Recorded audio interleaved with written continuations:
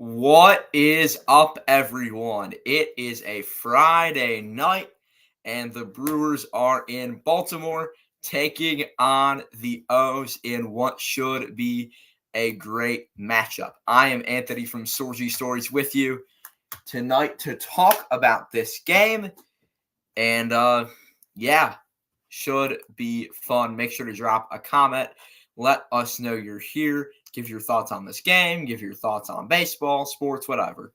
But yeah, I will be here with you for the night. We should have a special guest joining in a little bit. Taking a look at the comment section now. John Jansen says Jackson Holiday. He said that about 21 hours ago or so in the chat. We will be talking about him in just a moment. And Happy Hodag says, "Go Crew." Yes, indeed. Go Brewers tonight. But yeah, to John's point about Jackson Holiday, I guess I'm going to get right into it. Tonight's the battle of the Jacksons. Jackson Chourio for the Brewers, the number 2 prospect in baseball so far this season. He's an everyday right fielder, batting .282 with a .788 OPS. And the other Jackson, the number 1 prospect in baseball, is Jackson Holiday. He has a 0 average and a 0 OPS so far this season, but his debut was 2 days ago. So that's what I would expect so far. We're seeing here the 2 youngest players in the MLB face off. Should be great. And as we're about 4 minutes away from starting pitch, I just talked about those 2 players, but how about we talk about the rest of the guys playing today, or at least the starting 9s plus the pitcher for each team, as we look at the starting lineups. Starting with the Brewers in right field, I just talked about him. It's Jackson Chourio leading off. Once again, love seeing him as the leadoff hitter. William Contreras, he is quite the star so far this season, having a 1,000 OPS, a 1.022 OPS. Quite impressive. The other guy with a OPS over 1,000 is the National League home run leader, Christian Yelich, who is starting in left. Willie Adames, the cleanup batter at shortstop. One of my favorite Brewers, actually 2 of my favorite Brewers, the next 2 in the lineup. Sal Frelick, what an incredible player he is. Love his play style, especially defensively. 289 average to start off the year for him. Pretty impressive. And then, Rhys Hoskins. Good OPS, 749. Not a great average at 212, but I expect him to fix that soon. Love Rhys. Gary Sanchez has done literally nothing this year for the Brewers. He has a 0 average, 0 OPS in like the 4 games he's played. Andrew Monasterio he hasn't had a great performance so far this year, but he gets his first playing time in a while for the Crew today. Joey Ortiz at third base in his return to Baltimore. I don't know. I think he played some games at the big league level last year. Could be wrong. But I think he's played there in Camden Yards before for the O's. He came to Milwaukee in the Corbin Burnes trade, which sent Burnes to Baltimore. Corbin will be pitching on Sunday for the O's. And starting for the Crew, it's Freddie Peralta, the ace, the number 1. Love Freddie. Great pitcher. I still remember watching his debut back on Mother's Day 2018 and how incredible that was to watch when he had an incredible performance. Then to the home O's, the guys taking the field first in just a moment. At shortstop, it's Gunnar Henderson, the AL Rookie of the Year. Colton Cowser, he's 2 home runs. He had 2 home runs last night, the first 2 of his career, I'm pretty sure. He's in right field. Anthony Santander is the DH today. Ryan O'Hearn at first base. Cedric Mullins, he was on Team USA in the World Baseball Classic last year in center field. Jordan Westberg at third. Austin Hayes in left. Jackson Holiday, who we talked about earlier, is at second. James McCann, the vet, catching. And starting for Baltimore is Tyler Wells. Nick the Legend, Master Polito, in the chat saying, So I'm here first, goat mod. Also in the jersey discussion for tonight's game, the O's are wearing the black unis, the black hats with the white kind of cursive B, the script Baltimore across the chest, and black pants as well. I'm not a huge fan of the black pants. I just think MLB teams shouldn't wear dark colored pants, but that's just my opinion. And then the orange Nike swoosh, and then like a nice kind of rainbow, I guess you could call it rainbow camo. That's kind of what it looks like, tie-dye kind of pattern across the sleeves. And there they are, the Baltimore Orioles, led by Jackson Holliday, coming onto the field at Camden Yards. My favorite stadium in the AL for sure. Incredible place to watch a baseball game. Zaz in the chat, good to see you. And yeah, pitching matchup should be good today. I like it. I like it more for the Brewers though. Freddie's a better pitcher. As we get ready for first pitch, I will stick that graphic up. The Brewers 8-3, second in the division. The O's 8-4, first in their division. Zal, the game's about to start. Tyler Wells has taken the mound for the Orioles, and now he's throwing his warm-up pitches. 4 of you in here, 3 of you have commented. So if anyone's just kind of chilling in the background, drop a comment if you feel like you want to. Go ahead. Feel free to. So, yeah, Tyler Wells, 2 starts, 0-1 record, 4.76 ERA. Good K to walk ratio. I like to see that. I mean, if you're an Orioles fan, you like to see that. 10-2. So yeah, looking for his first win since July of last year. So yeah, appreciate it, Nick. Put maybe 30 minutes into that graphic when I was on the phone with Andrew last night, and a little bit today as well.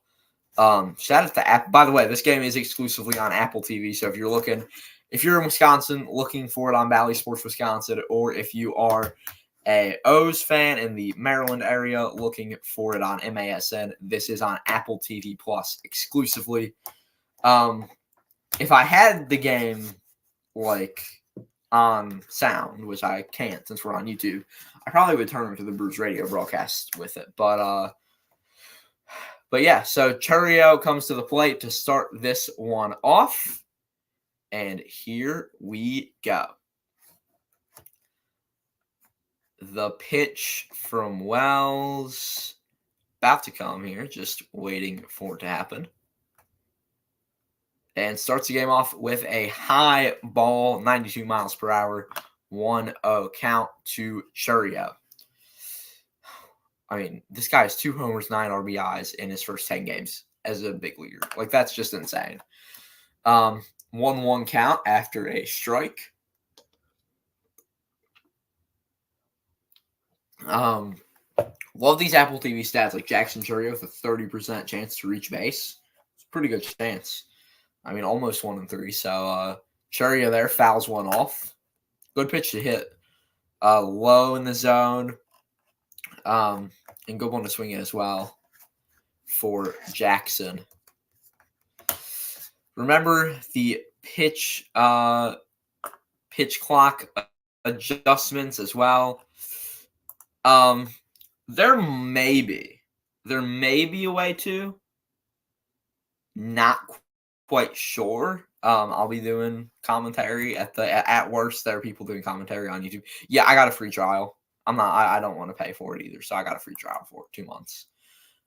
There's a certain workaround through MLB TV where you can get the free trial. So yeah, Chourio now. It is a 2-2 count to him, and it is going to be a ball. Full count now to the Rook. So yeah, this good at bat to start the game off. But yeah, also remember, as I was saying, pitch clock adjustments with a shorter clock, and Chourio strikes out on a 93 mile per hour pitch there. Beautiful pitch by Wells. And I'm trying to see the graphic. My Apple TV feed's a little bit behind my MLB Game Day feed. I'm going to try to... Okay, I can't speed it up at all, but I know that it's a 1 count to Contreras. And Contreras, yeah, just swung and missed at that. Brewers actually tied first in the NL Central. I thought we were second, but apparently not. Contreras, as I said a moment ago, great hitter. I mean, just absolutely incredible. And he's going to ground one to Henderson there. So make contact. I mean, that's all you can really ask for. That's what I say out of a guy. If he makes contact, if he makes good contact, like a hard hit ball, like I'm happy with that. I don't love it, but I can deal with that. And now it's Christian Yelich with 2 outs up to the plate. The 2018 MVP should have probably been the 2019 MVP, but that's a discussion for a different day.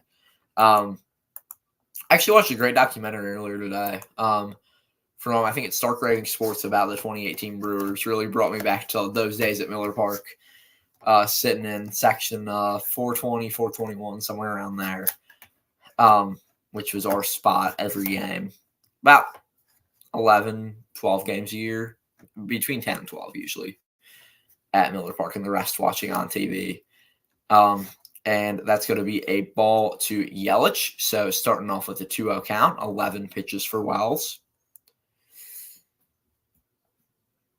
Apple TV doesn't think Yelich has much chance of a home run. Let's see if he actually does. Yelich gets through for a single. Oh, yeah, Nick, I forgot about Stream East. Yeah, that's true. Yeah, I guess you could do Stream East. That works. But I don't know. It might be on there. Let me check.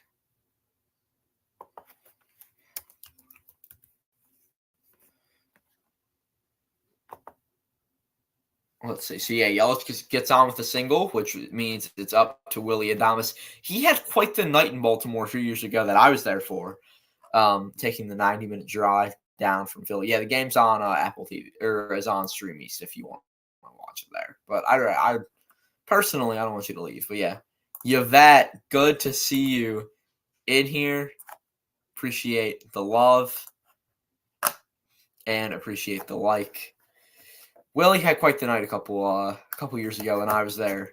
With a hole in his pants, he made an incredible defensive play and had a clutch hit, if I'm remembering correctly. And he got MVP chants from the Brewers fans in the crowd and a whole bunch of Baltimore teenagers who decided that they wanted to chant him on. We were sitting right by them. It was pretty fun. So 2-0 count to Willie now. And Wells just not looking good.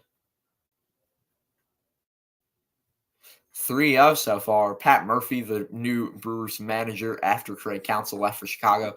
Honestly, happy with Murph. I like his mentality more than I liked Counsell's. He's just win. Like, it's that simple. Just win. As Will, I'm sorry. You always swing. You always swing on 3-0. No, it's a no risk pitch there because he has to throw it in the zone. So I think it's free swing. Just my opinion, though. Baseball traditionalists don't agree. Yeah, Nick, that's what I would do. Willie, sky high fly ball to Henderson. He's backtracking, and Mullins gets it. Cedric Mullins was there, and now we will take a break as the O's come up to the plate. Middle of the first, it's Brewers nothing, Orioles nothing. One guy, left on base for the Crew. And for the O's, in the bottom of the inning, it's Henderson, Kowser, and Santander. I will be back in just a moment. Give me about 30 seconds, and I will return.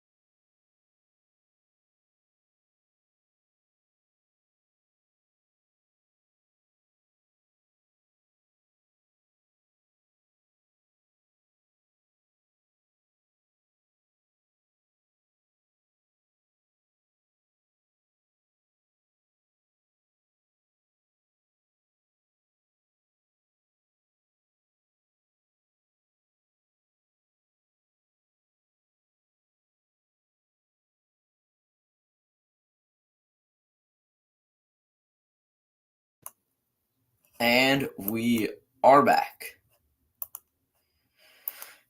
as we prepare for the bottom of the inning. Gonna be just kind of, chilling for the rest of the break. I guess I can go over some just gonna look up sports news and see what's happening in the wide world of sports.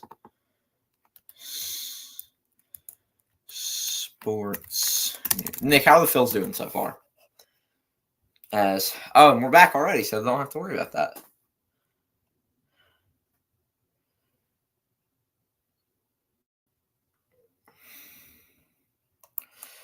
As I mentioned earlier, for the O's starting lineup, it's Henderson, Cowser, Santander, O'Hearn, Mullins, Westberg, Hayes, Holiday, and McCann.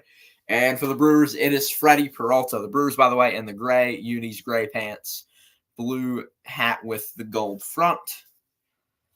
Their normal road uniforms. Freddie Peralta, 3.09 ERA and 11.2 innings, a 15-2 strikeout to walk ratio. It's a 1-0 count, and that one is fouled off by Gutter Henderson. Last night the O's had quite the game. A huge win in Boston, a 6-run 10th inning. I watched that one. It was absolutely insane to tune into. And a nasty pitch, 81 miles per hour there from Freddie Peralta. Whew. I mean, just his stuff is absolutely nasty. And now a 1-2 count. Henderson gets called out on strikes. That one was on the border. Right call made by the ump. Henderson doesn't really agree and just walking out back to the dugout.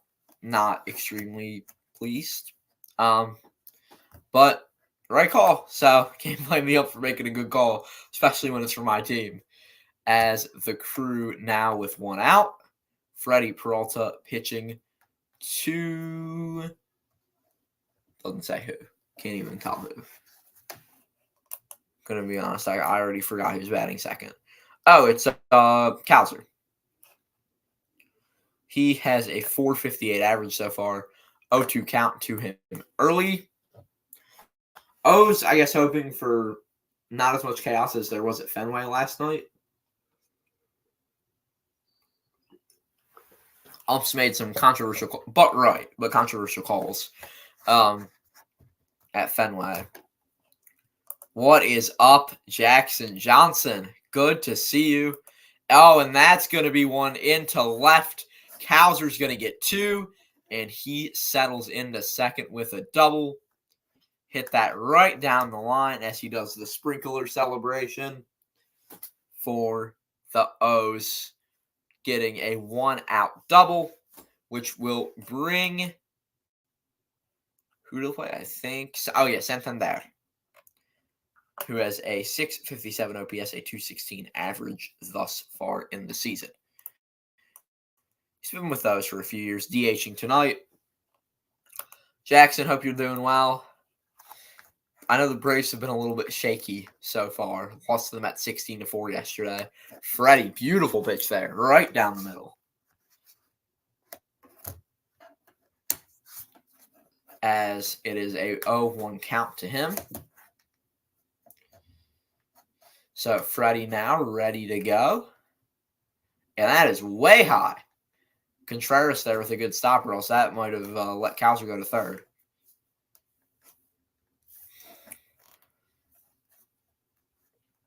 So a 1-1 count now. Peralta, he has his pitch and he likes it. And the pitch is a high fly ball, the shallow right field. And Andrew Monasterio makes the play. 2 outs. A man on second there. Good backtracking catch by Monasterio, who's, as I said earlier, shaky so far this year. So good to see him with that nice play. By the way, for the Brewers tonight, no Oliver Dunn, no Bryce Terang. That's why Joey Ortiz is batting 9.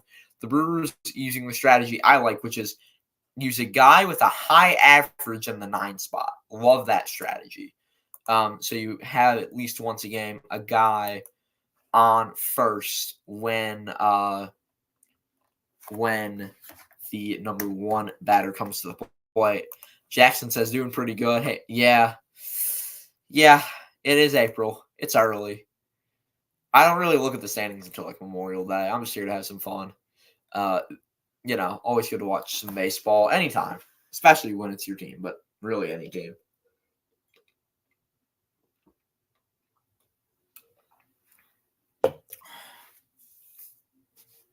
Peralta paints the outside of the zone there with a pitch, 95-mile-per-hour fastball that just got in there. So 1-2 count to O'Hearn.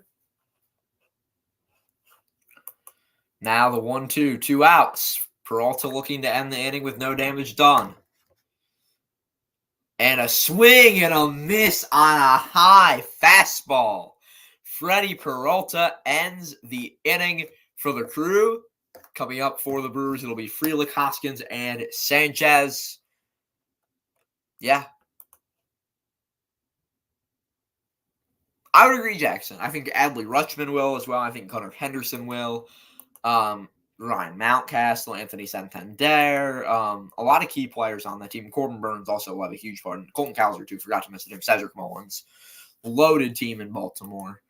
I think they lose the World Series to the Phillies this year and then win the World Series next year. That would be my prediction as of now. That prediction can change, but that would be what I'd say right now.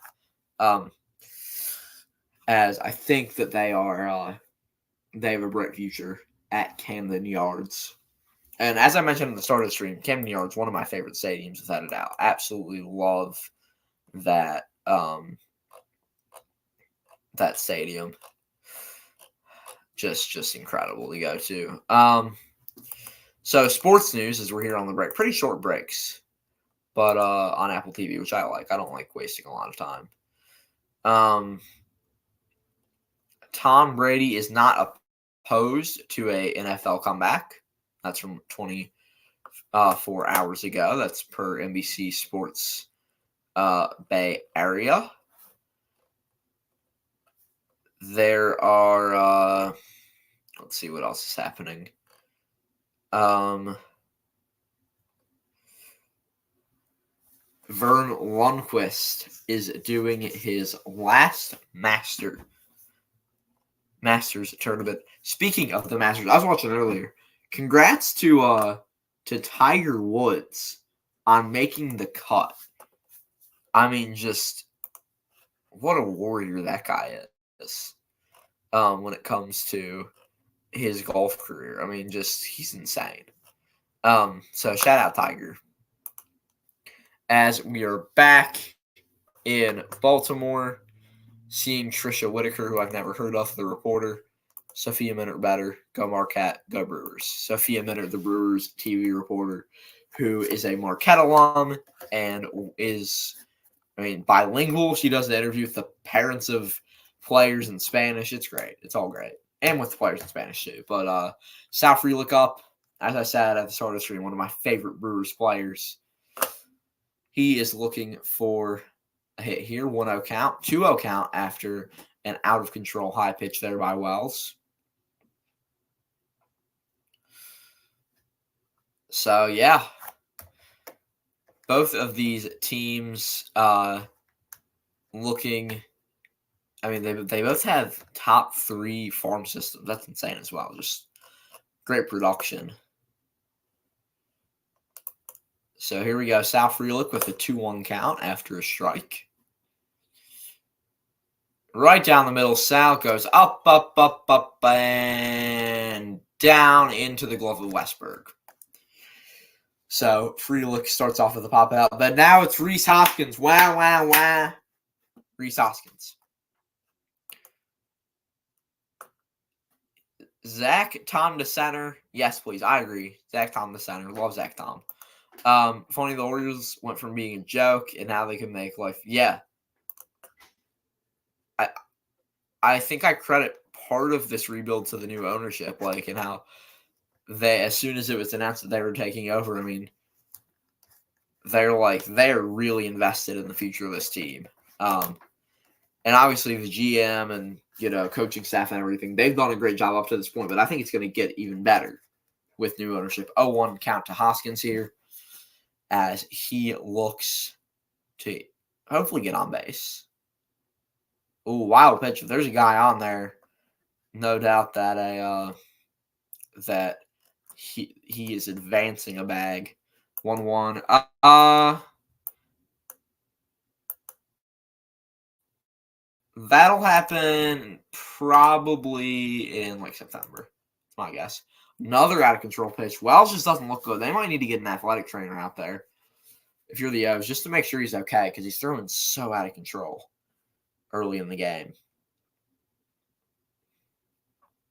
So 2-1 count to Hoskins now. And he fouls one off, so the count is even. Yeah, but the Astros cheated to get their first World Series. So I feel like, I don't know. They're kind of I guess they're fine now, but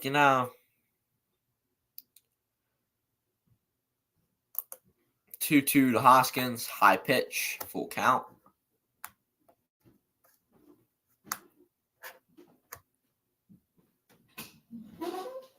So here we go. Reese with one out at the plate.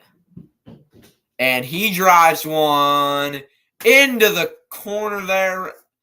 376 side where the wall goes out. And that's going to be a double for Reese Hoskins, the new Brewer, the addition from the offseason, previously played for the Philadelphia Phillies, went to a World Series with them in 2022. Beautiful piece of hitting there by Hoskins to left center. I said the corner as in the corner where 376 goes back, where they extended the fence at Camden Yards, which was very controversial. So now it is Gary Sanchez. He's probably going to do absolutely nothing, if I'm being honest. First pitch just swings and misses at what should have been a nice fastball to hit. Gary Sanchez, I compare him a lot to Kyle Schwarber. Both DHs, and they both had very similar stats last year. Except Sanchez played a lot less games. Gary Sanchez, that one's deep. That one's going. That one is out of here. Gary Sanchez gets on the board and makes this one a 2-0 game in Baltimore, 434 feet for number 99, another offensive addition for the Crew. Just as I said he was going to do nothing, he does something. Absolutely insane homer from Sanchez. Now it will be who up to the plate? Andrew Monasterio. Yeah, up to the dish for the Crew. And that's a ball. Yeah, Steven, I don't know what's happening. He's been terrible thus far. But yeah, so Andrew Monasterio now takes a strike. Don't know how you can take that, dude. Monasterio, good average hitter last year. That's about all he did. So this year doesn't look good at all. He's probably not going to do much. That'd be my guess. Wells the 1-1. Swing and a miss. He's chasing bad stuff. He's looking at good stuff.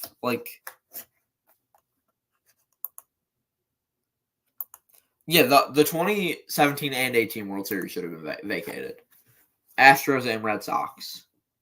I think there are arguments. The Astros more, but the Red Sox also with their whole scandal. The Red Sox, every player who participated in the cheating should have been banned for life. Every player who knew about it should have been suspended a year. There should have been some more implications. Rob Manfred, terrible commissioner. Fire Rob Manfred in the chat. I'm not his biggest fan. 3-2 count to Monasterio. Wiles waiting for a sign.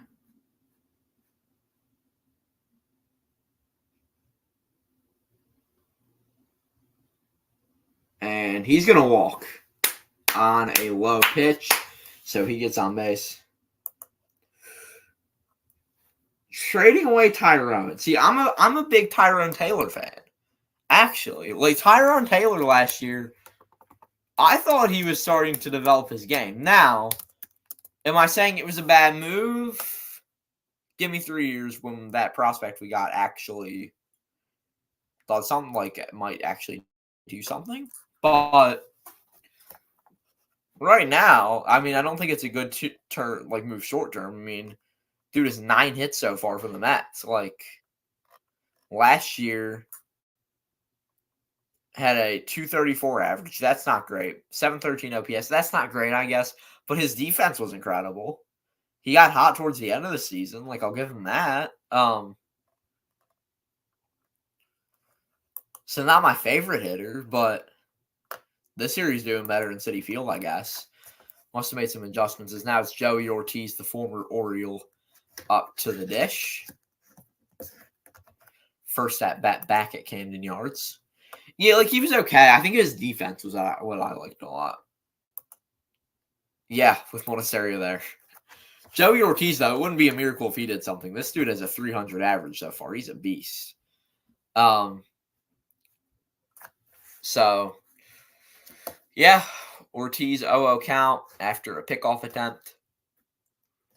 Well, to throw, and he wants to bunt, but a strike and, almost a double play, but Monasterio got back in time. That was close. Do the Orioles want to challenge? Let's see. Let's go back at this. Okay, so he did the fake bunt, and the catcher there, I need a different camera. This. That's close. I think he's safe. He's safe. Safe. I think that's the right call. And there will be no review, so the Orioles being smart. I don't think we need one, though. I mean, playing small ball with the average game has worked so far. Like, I mean, that's what I don't really want to be a power hitting team as much. I want to be able to get guys on base and do it that way compared to just be all power. I don't think all power is good. I mean, you have Yelich's power, like you have a lot of good power hitters, but I want more average hitters. Hoskins is a power hitter. Sanchez is a power hitter. Willie's a power hitter. Willie can't get on base to save his life. At least last year he couldn't. This year he can. But I just personally prefer the average guys. Just me, though. So 2-1 and a called strike to Ortiz. That's a good call. So, yeah. I feel like the DH should just be used as a good bat, though. I don't think it has to be a power hitter. I think you can just use it as a guy to get on base. And Ortiz fouls it off. Yeah, no more free outs. Although, I wouldn't say it's a free out. Brandon Woodruff, Clayton Kershaw, 2018. I prefer when the pitcher said. I thought it was kind of fun, honestly. Oh, and it's coming down in Baltimore. Oh, that rain. Fans getting the ponchos on. It all of a sudden just started to pour. Ortiz fouls another one off. I'm going to check if it's raining here. Give me 1 second. Oh, and the Orioles fans are heading straight for the exits there. Let me check here to see if it's raining. We're only about 90 minutes away from Baltimore. I have no rain here. But in Baltimore, it's pretty bad. We're not too far, though. But yeah, so some of those fans seem to be enjoying the rain. I enjoy rain at a baseball game. I don't mind it at all. Doesn't bug me one bit. Like, sucks, but like, what can I do about it, right? 2-2 to Ortiz, though. And wow, he really wants to get Monasterio. He really does. Like, he keeps throwing back.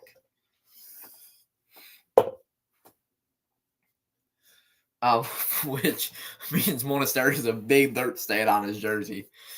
The gray Brewers jersey, which I do like. They're some of my favorite gray jerseys. I like the lighter colored gray jerseys compared to the darker ones.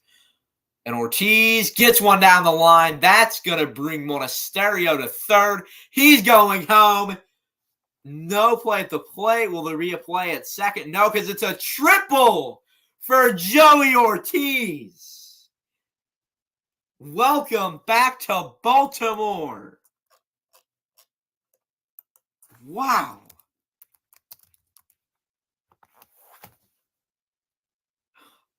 What a start for the Brewers. 3-0, which I will be updating that score here as, just give me one quick moment as we go here. Right down the right field line, Ortiz with another beautiful piece of hitting, and that's going to bring up Jackson Chourio here in the second, starting off 0-1 in the count.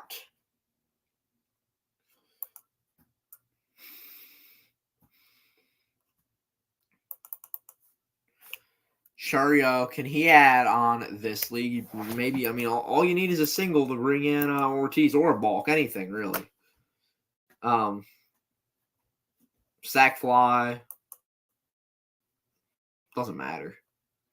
Just give me anything, honestly.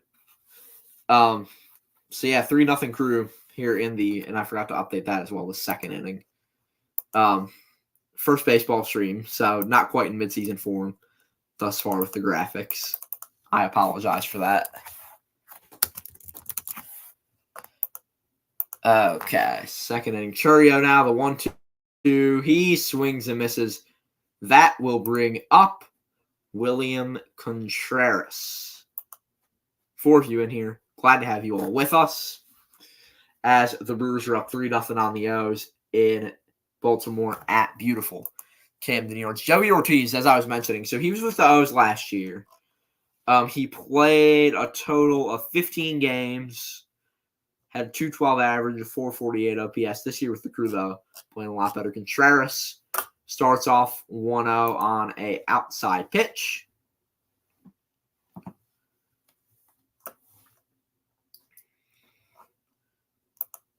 And Ortiz now with a 333 average and a 916 OPS. Yeah, I got a free trial. That's going to be a high fly to left field. Hayes, I think that is, has it.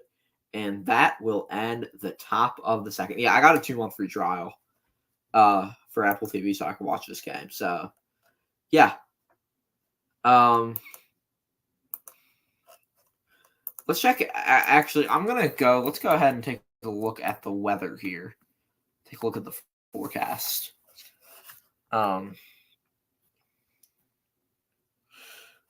Not in Philadelphia, but in Baltimore. Actually, I'm going to put in Camden Yards specifically.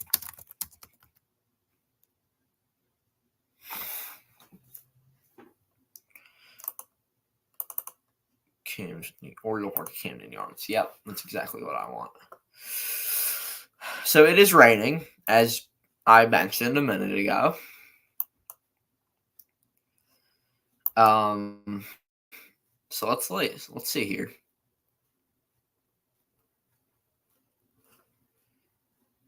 As I wait to get this update.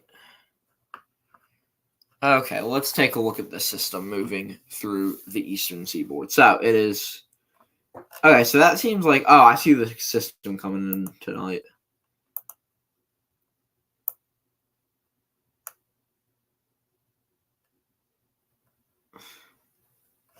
Yeah, this radar sucks. I'm going to go to weather.com. I like AccuWeather for like the. All the stuff for like forecasts, like the hourly, but radar, I'll pass. Yeah, that's what I'm looking at for the forecast. That's what I want to see here. So let me go ahead and grab a.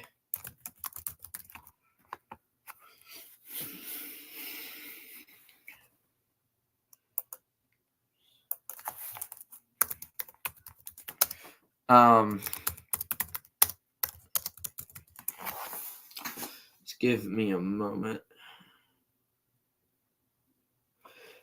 So I see a story on the Weather Channel. Sorry, Phillies fans, for this, by the way. That's your hint. Is sorry, Phillies fans. But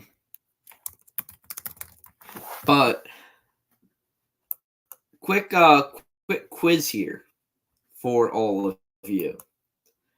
There's a story on the Weather Channel about on their website about El Niños, which former Brewers player had the nickname El Nino. And your hint is sorry, Phillies fans, because they don't like this guy very much. So former Brewer that Phillies fans don't like. I'll give you that. Okay, let's take a look at this radar. Okay, moving through Baltimore.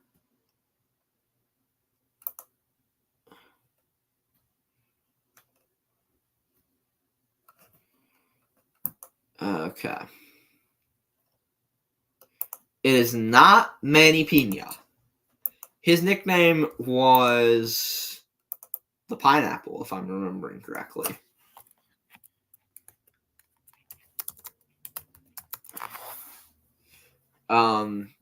Yeah, because, well, Pena translates to pineapple. So, yeah, so his nickname is Pineapple.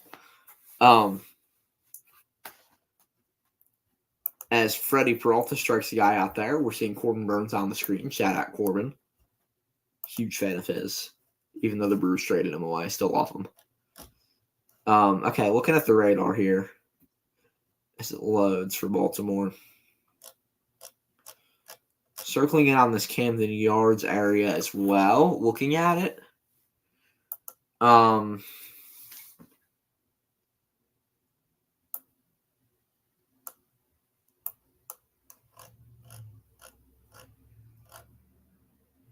It's not really loading. It doesn't look as if there's going to be any more rain coming through. Looks like that was just a spotty shower that kind of popped up out of nowhere. So that's what it would look like to me. As a foul ball there. 0-2 count. Any other guesses? I'll give it another minute or so, and then I'll give the answer. Nick the Legend, if he's here, for sure knows the answer to this. Ball there from Peralta.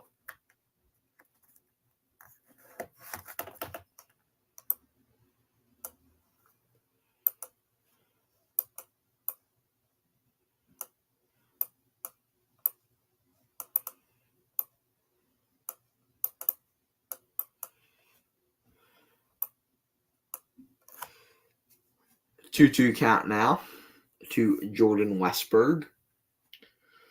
Bottom of the second, the Brewers lead 3-0, as you can see on the graphic. And another foul ball, so Westberg staying alive, as the BG said. Ball boy comes out, gives the ump some new, fresh baseballs. I like the O-City Connect. Other than the pants, I really like them. I like the logo more than anything. I really like that B on the hat. Peralta throws one low. I don't think so. If we did. No, they pulled Frelick for Perkins. Again, that is a substitution for the Brewers.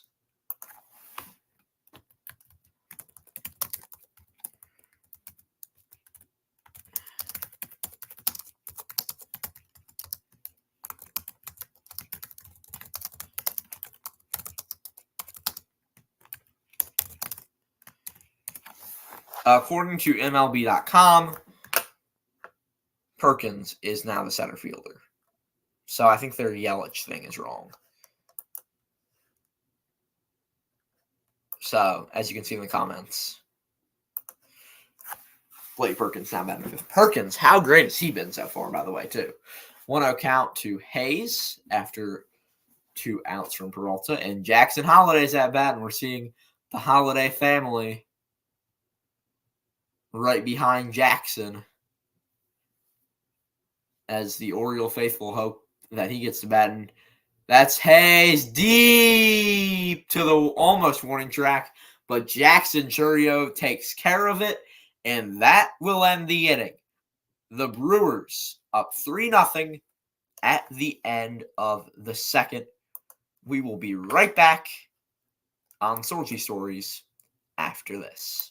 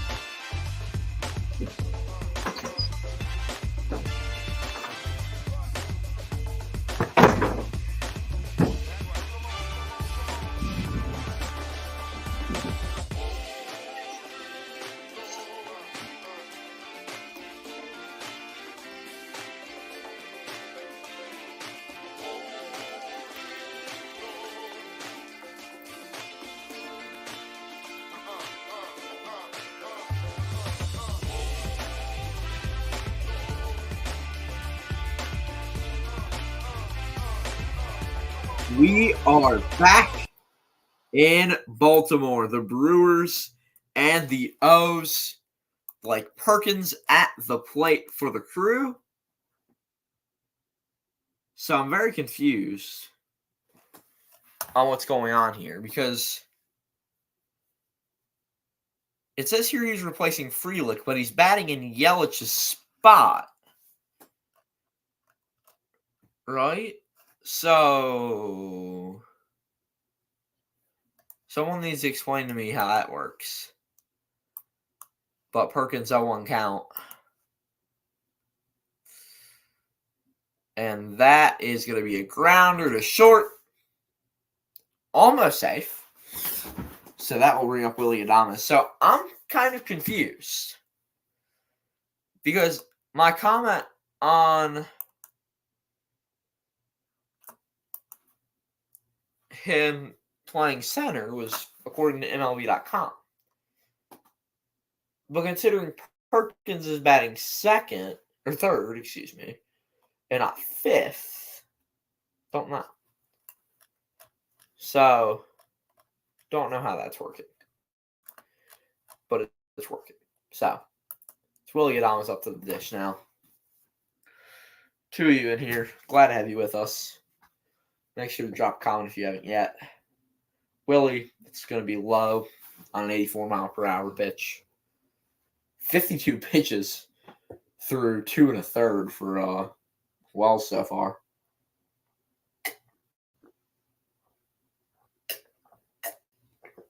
And, nasty from Wells there. Willie down a 1-2 in the count. Brandon Hyde, last year's AL Manager of the Year. Shout out to him. Adames the 1-2.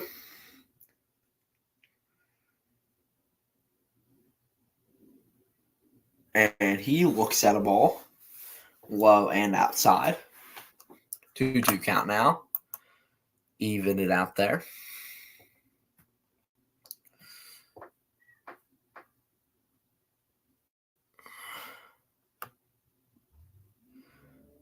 And that one is deep. It's off the wall. And a ground rule double? Single. Only a single. That sucks. No, double. Double. Ground rule double, I guess. Or no, just a double. Not ground rule. Just a double. Okay, excuse me. Christian Yelich has left the game Blake Perkins will move to center field. Sal Frelick moves to left.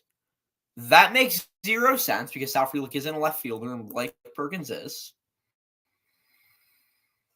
But okay.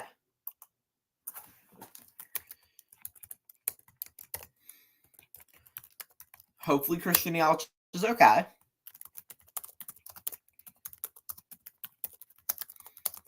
One out of Frelick. And that's going to be a high ball.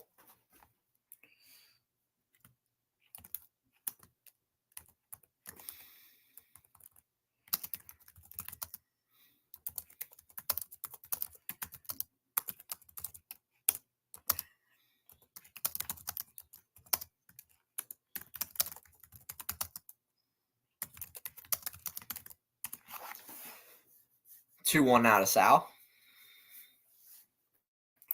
As he looks to maybe drive Adames in. 3 for 10 so far this season. Running scoring position. Frelick, that's deep, but not deep enough. Mullins makes a throw. And Willie Adames with a nice tag, though. 2 outs, man on third. It all comes down to Rhys Hoskins. Let's see if I have an update on Christian Yelich. Or let's go check the internet to see what's going on. Okay, let's see. I'm going to go to first, probably Kurt Hogg. I'm going to check the Brewers beat reporters. Social accounts. Rhys Hoskins, count ball in the dirt. Started off. 2 outs, man on third, 1-0 count to Hoskins. 60 pitches so far for Wells through 2 2 2/3. Hopefully you can all hear me. It seems like we're a little bit glitchy. That should be fixed momentarily as we are good to go now. Hoskins, barely in the zone. Just barely touched it. So good call there by the ump, but just by that much. 1-1 now.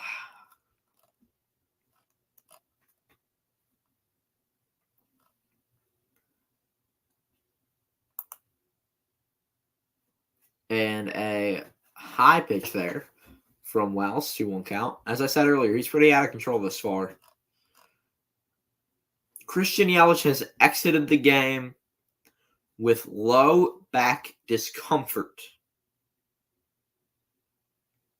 Hoskins, beautiful hit. That's going to drive home Willie Adames. 4-0 Brewers on a Rhys Hoskins RBI. Number 12 coming up clutch for the Crew. Not really clutch, but you know what I mean. So again, Christian Yelich exited the game with low back discomfort. The reason for this miscommunication is due to the fact that it was announced incorrectly in the press box.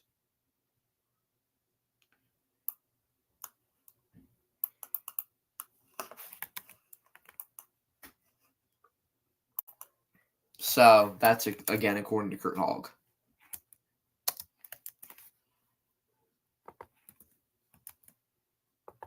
Sanchez swings and misses, 1-1 count.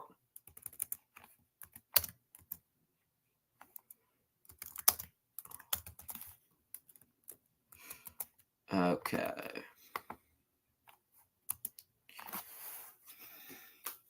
So 1-1 count with a man on first for the Crew as they are up 4-0.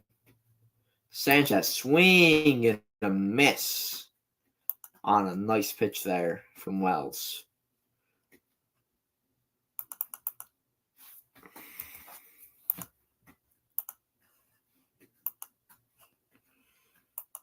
Okay, there we go. 1-2 now to Sanchez. And he pops it up. Holiday has it. And the guy who will lead off the bottom of the third inning makes the play. Again, Jackson Holiday will have his first at-bat at Camden Yards after the break. What a moment that should be. for Baltimore. Just looking for any news on any other updates on Yelich.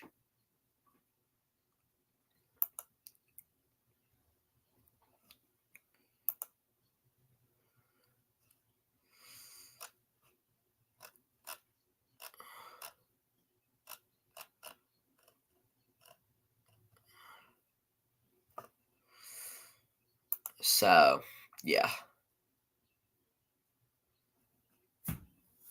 4-0 Crew, middle of the third. But all eyes on this Yelich situation right now. Not ideal, to say the least. Not ideal at all.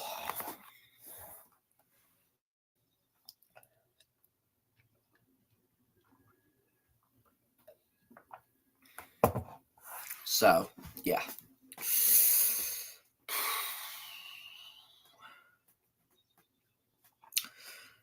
So, as I said, just not at all what you want to see.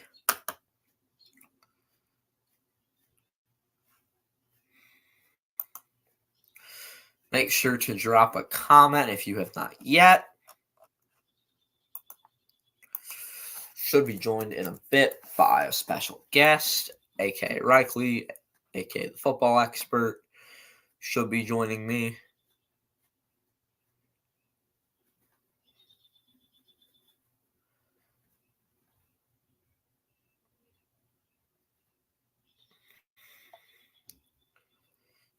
So here he comes, Jackson Holliday to face Freddie Peralta.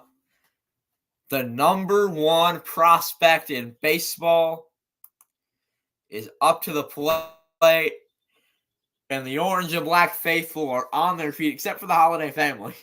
They're just relaxed. Jackson, first pitch. And that is going to be a strike to start off the count.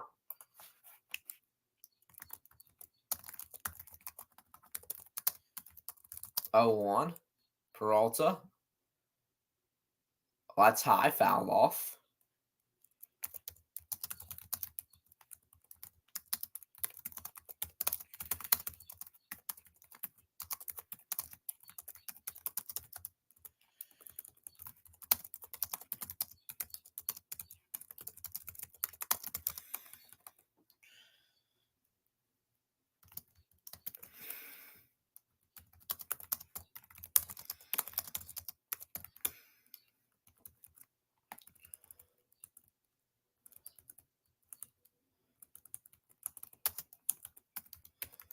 Two now to Holiday.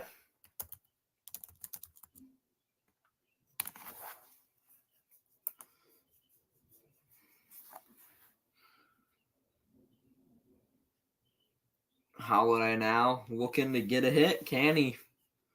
Peralta, the pitch. Low, full count. That one's in the dirt. The Oriole faithful with their phones out. Again, except for the Holiday family. They're just kind of sitting there. Matt Holiday looks to be in the zone. Jackson's dad, an absolute legend. Full count. Peralta has his pitch. Ready to go. Struck him out. Freddie Peralta makes the Oriole faithful sit down with a K on Jackson Holiday. Beautiful, beautiful pitch. As we're seeing Mr. Pat Murphy getting interviewed. In the Pirates-Phillies game, by the way, for Phillies fans in the chat, Phil's down 2-1 after a Bryson Stott single. As we've been officially live for an hour, as it is 8 p.m. on the East Coast. Freddie Peralta, 0-1 count here against James McCann. He fouls one off. It's 1-1 on a 96-mile-per-hour pitch. That was one to hit for sure. If you get a hold of one, you could send that one out of the park. If you hit it just at the right angle. Yeah, what's up, Baseball Road Tripper? Lower back discomfort for Christian Yelich, scaring me a little bit, as you can see here. So, yeah, that's not ideal. I'll keep tabs on that situation. I'll be checking Kurt Hogg and Adam McCalvey and Todd Rosiak and all those guys' pages. 1-2 now to James McCann. And the pitch is going to be a beautiful one. Freddie Peralta sending two guys down with Ks.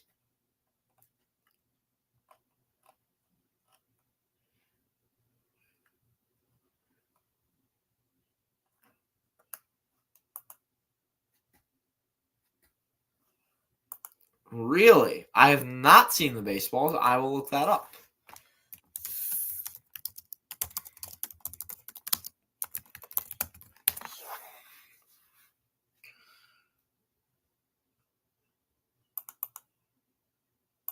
And a beautiful pitch from Peralta, making a 1-1 count. Okay, let's see these nice baseballs. Peralta, the 1-1. And that's going to be low. 2-1 count. Let's see what they look like. Oh, I like those. They're nice. I like the love look. I'm hoping to get a like a love t-shirt. Oh, Rhys Hoskins finishes the inning with a beautiful play at first base. The Brewers 4 runs on 6 hits and no errors. The Orioles no runs on 1 hit and no errors to end the third inning.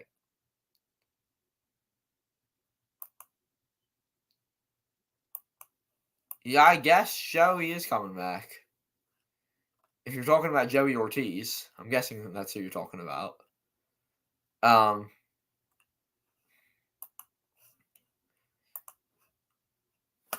Yeah, I like that a lot. It's nice. Don't like the jerseys. Big critic of the jerseys. But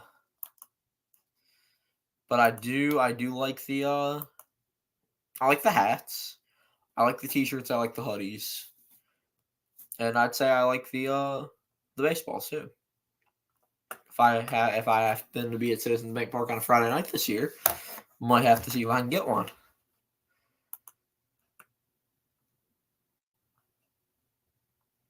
Let's update this to the 4th inning. Still 4-0 Crew as they will come to the plate. It'll be Monasterio, Ortiz, and Chourio due up.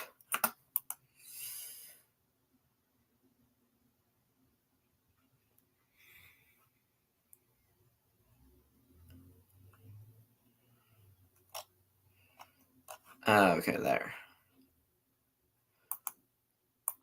Oh, Joey Weimer. Oh, I guess you see Joey. Yeah. Blake Perkins, the way he's played so far, should be in the lineup daily. He's one of the fastest players in baseball, literally. 375 average so far, 1,000 OPS. I know that's a small sample size, but last year, I mean, I feel like this year it seems like he's made some just adjustments in his hitting from last year. Last year wasn't a great hitter, but this year he's looked good.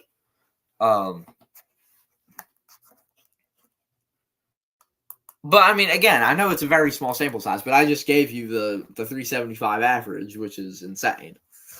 So, I don't know. That's just me. Monasterio up to the plate.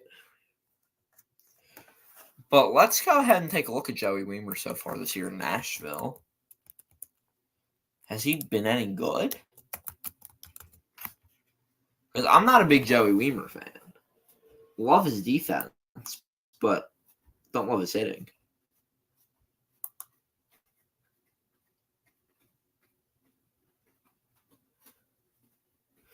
Monasterio 1-1 count to him.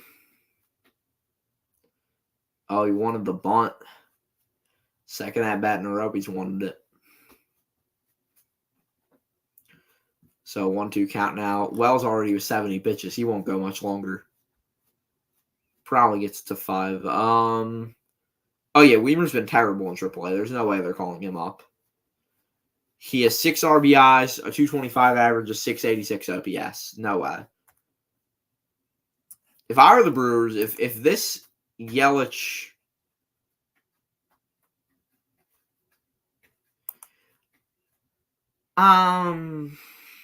I don't think 10 games of being insane is a miracle.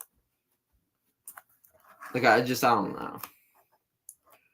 1-2 count to Monasterio, and he fouls one off. If Yelich is seriously hurt, if he is seriously hurt, and this is a problem, the Brewers need to go. They need to call Tommy Pham's agent and say, we want Tommy Pham right now. Because Tommy Pham was great last year. I wanted the Brewers to trade for him last year. I mean, that guy can hit. So that would be my choice personally. Perkins also can play left field, so he can be an everyday left fielder. Frelick becomes an everyday center fielder. That works too. But you do still need a 4th outfielder. Monasterio pops it up to first. And O'Hearn has it for the out. Yeah, Gary's dinger was insane. Baseball Roast River. Hopefully it is. Right before it happened, I said he wasn't going to do anything. Okay, up to the plate now is Joey Ortiz. Last at bat, he had he was pretty good to say the least. Getting a nice hit triple. 1 out. Can he do the same here? Maybe 1-0 count. But yeah, Tommy Pham would be my personal choice. Chris Roller hasn't been good. Actually, no, Chris Roller might actually get the call up. He's been pretty good. Brewer Hicklin has been an absolute beast in AAA. Owen Miller struggled. Jefferson Caro's out for the year. I'm just talking about the team, really. I'm not even talking about position players anymore. Tyler Black's been okay. Isaac Collins has been really good. So I don't know. I'd sign Pham though. That's just my choice. But yeah, we're seeing that highlight of Ortiz here on the screen. And he was absolutely hustling.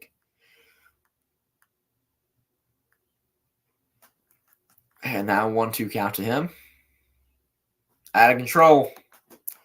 Wells now. How many pitches does he have? 78, man.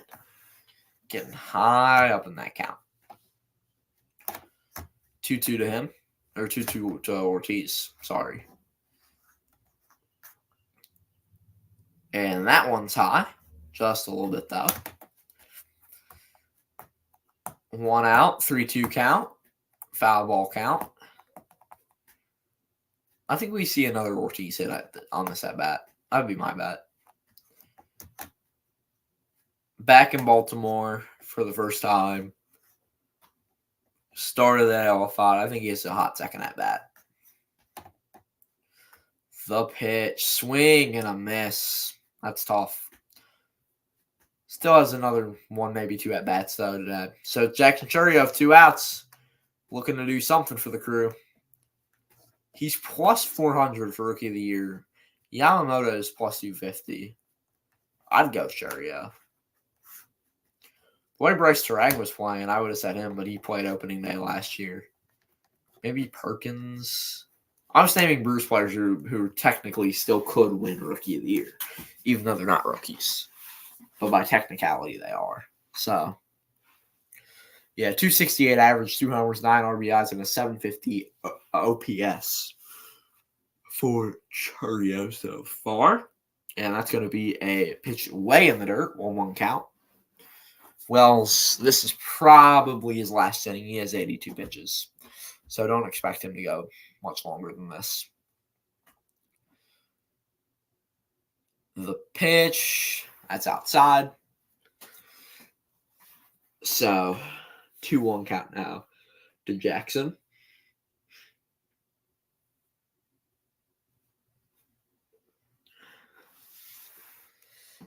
And here we go. That's low. So a 3-1 count to Chourio now.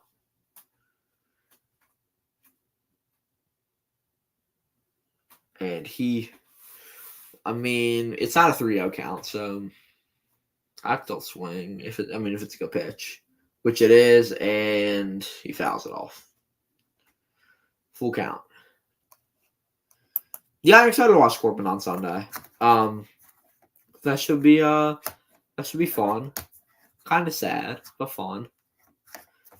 I'm a big Corbin Birds fan. So much respect for that guy. Churio grounds it foul on the 3-2 pitch, so it will stay 3-2.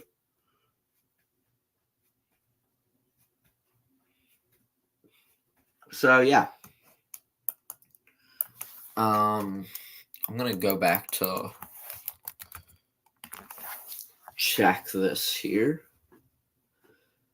So Churio now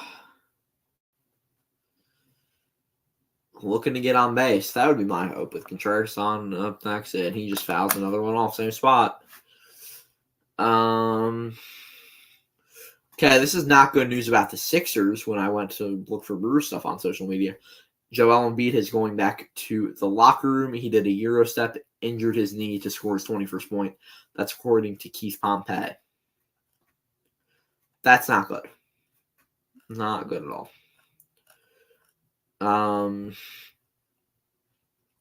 Bailey Falter is out of the game for the Pirates.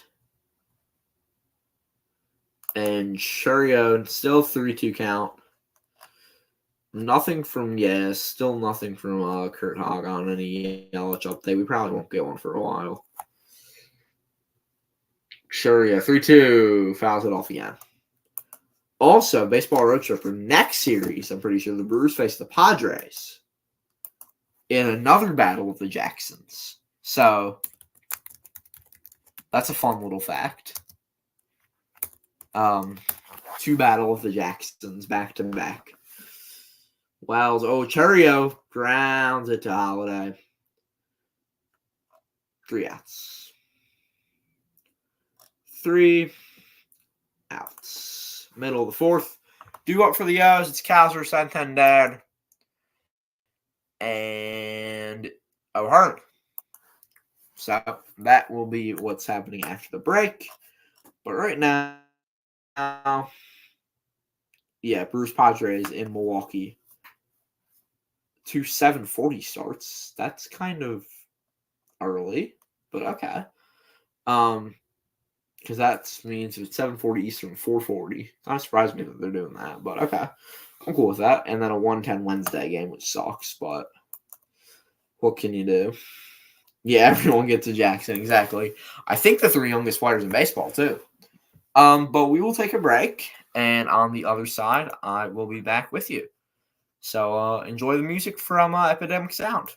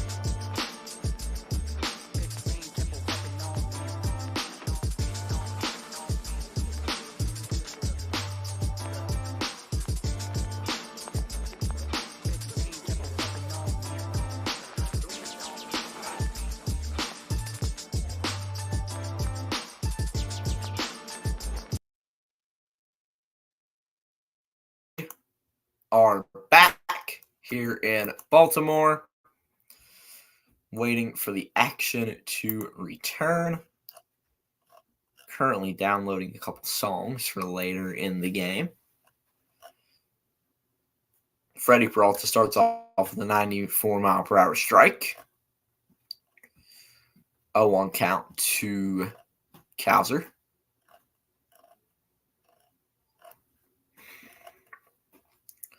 Second pitch is going to be a high ball, 1-1 count. Only 46 pitches for Peralta so far. Absolutely impressive. For you in here, good to have you all with us. That's going to be low. 2-1 count.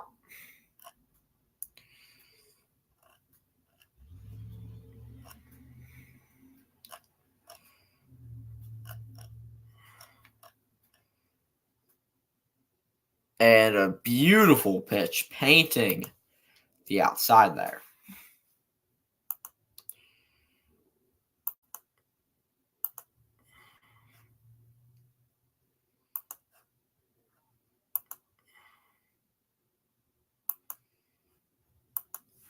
And now 2-2 here. Oh, and that's gone. Cowser hits a bomb. Third home run of the year after 2 last night. The Oriole faithful on their feet. 415-foot homer to right. Makes it a 4-1 ball game. Brewers still up 3 though, so not too mad. Can you be mad? Really? Can you be mad? I don't think really you can.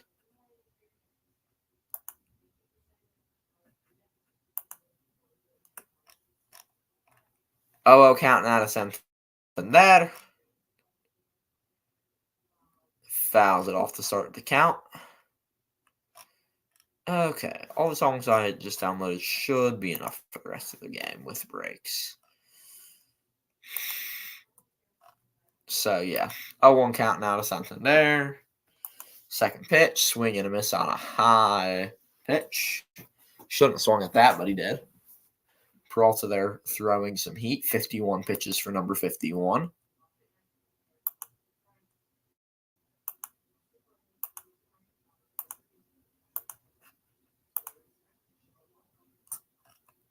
Oh, 2 count, and the pitch fouls it off.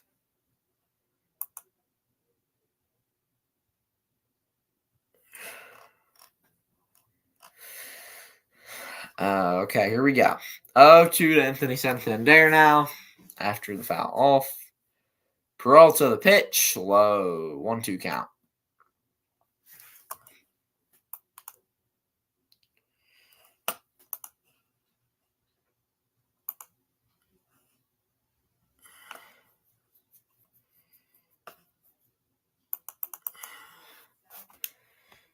And the 1-2 fouls it off again.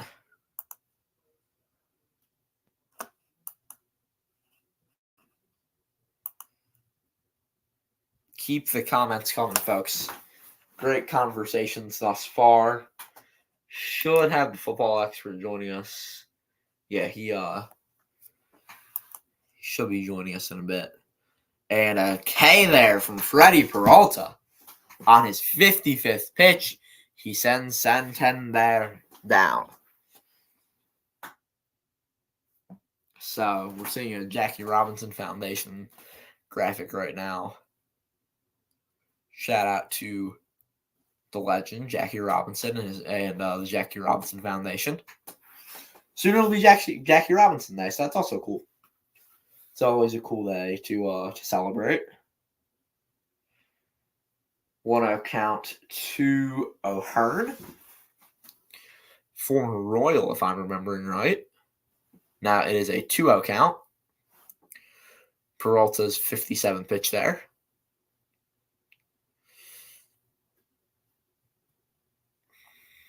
Seven of you in here. Big jump in viewership. Glad to have you all with us. Peralta throws a strike. 2-1 count.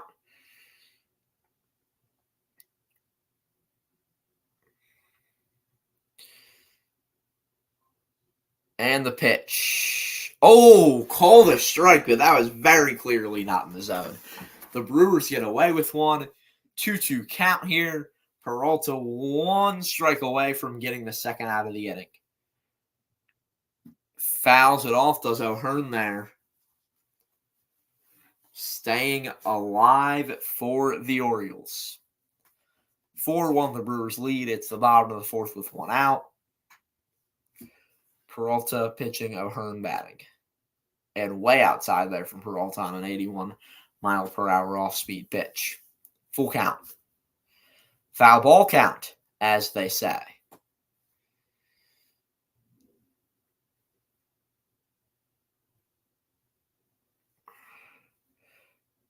Peralta, the pitch, struck him out.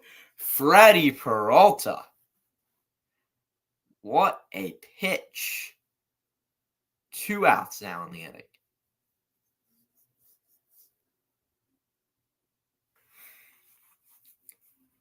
Beautiful pitch there from Freddie. And O'Hearn didn't want to swing, and he very quickly realized his mistake. Now up to the plate, Cedric Mullins. He looks at a ball. Excuse me. A little bit tired. Long day today. Had school. And Mullins. Oh, Willie Adames. But too late. That's all. Willie Adames made a great diving play. But Cedric Mullins is not slow. He's pretty quick. No, not quite past the bedtime. That's going to be about the time the game ends, which will be like 9:45. Usually I go to bed at like 10:30 on the weekends, maybe 11, but also have to be up early tomorrow. Busy day tomorrow. Not going to say what. Stay tuned. That's all I'm saying is stay tuned. But there will be a video film tomorrow. So, yeah, Freddie, 42 strikes, 22 balls, 64 pitches. It's insane. Dude's just been on point today. So, man on first, Jordan Westburg at the plate, 2 outs. Peralta looking to avoid any more damage from the O's this inning. But, yeah, broken bat there from Mullins. Him and Reese Hoskins chatting it up at first. Having a good laugh.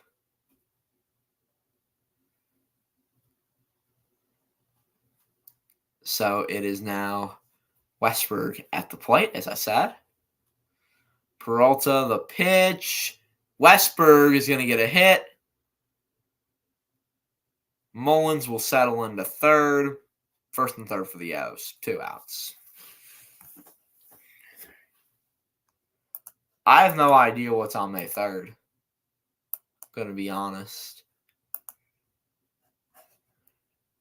Who are they playing on May 3rd, Tony? It's a good question. I'm going to look it up. I mean, I'd recommend for everyone to come to Philly. Philadelphia is a great place to be. Very underrated city. People throw so much hate at this city, and it's incredible.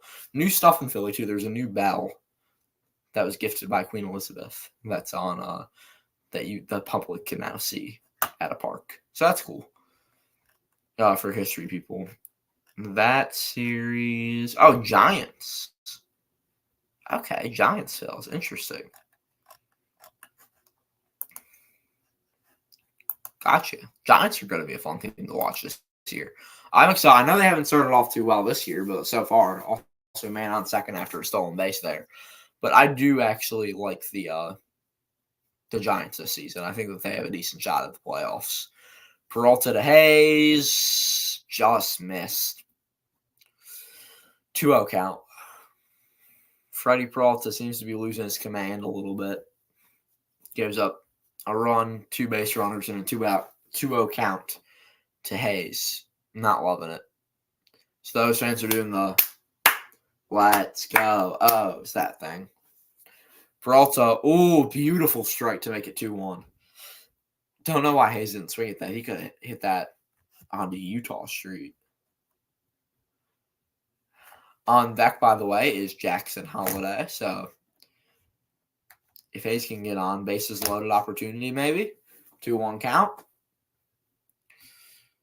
Swing and a miss. 2-2 count.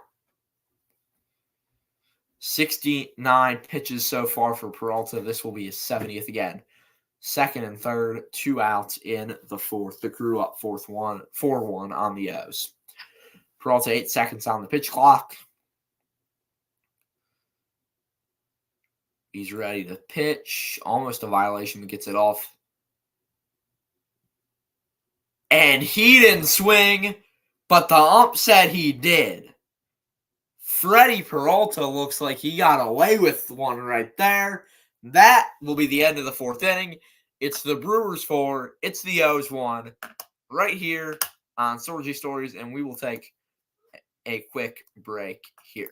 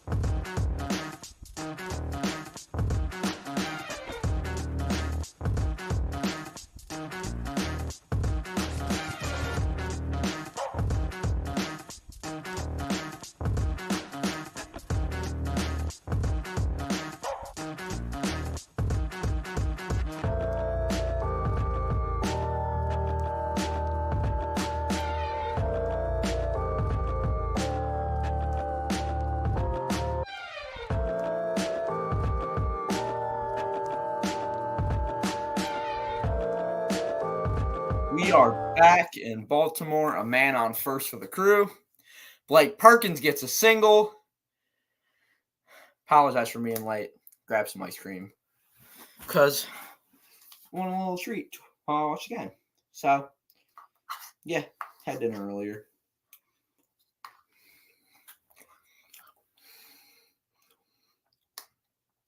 It is brownie ice cream. Extremely good. From the Acme. Big supermarket chain around the Philly area.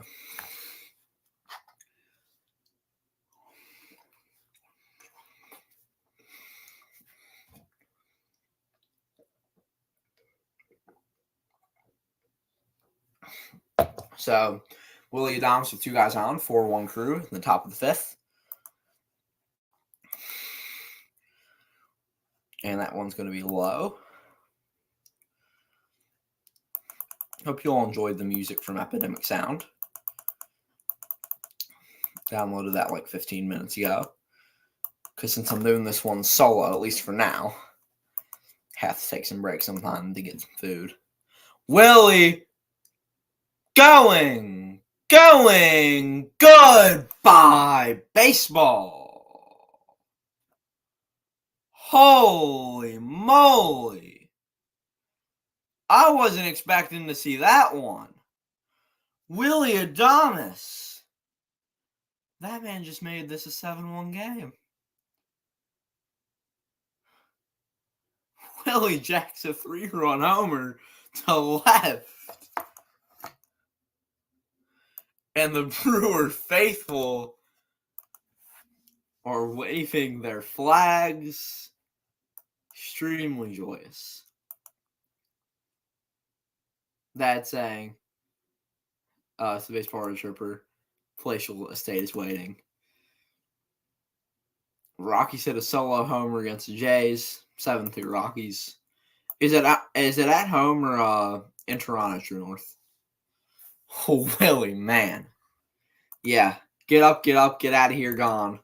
As Bob Uecker would say.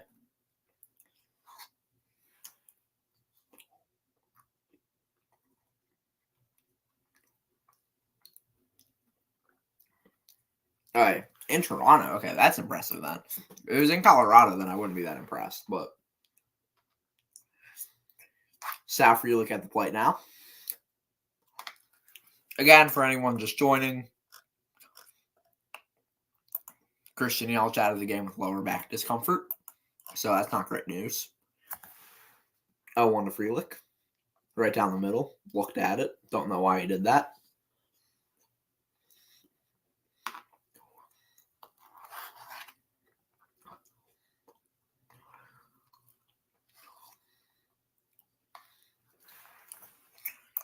Yes, we have. I mentioned that with the hole in his pants. I mentioned that very early in the stream about his about that game we were at.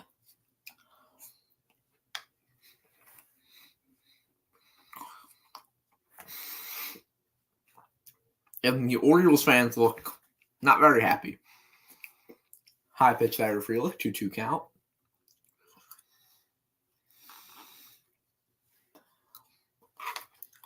The Brewers fans don't look that happy either. They're just like sitting there, chilling. 2-2 to Sal.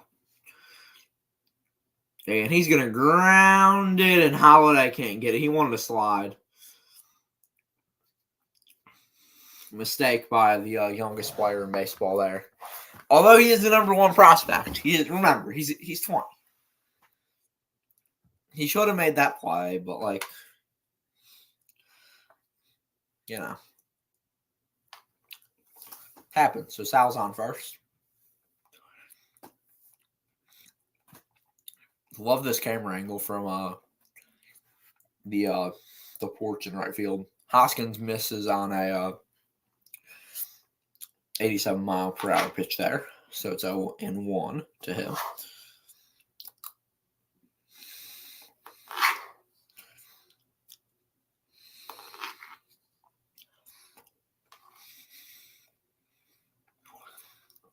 Wells tries to pick off Frelick. The speed of Sal Doesn't let the pickoff work.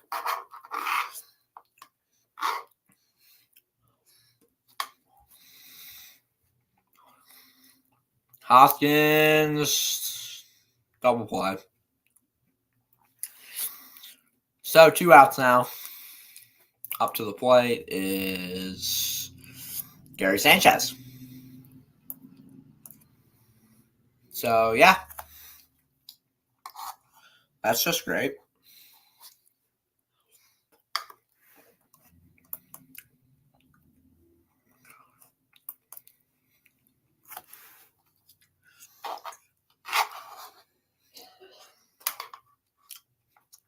Sanchez takes a strike.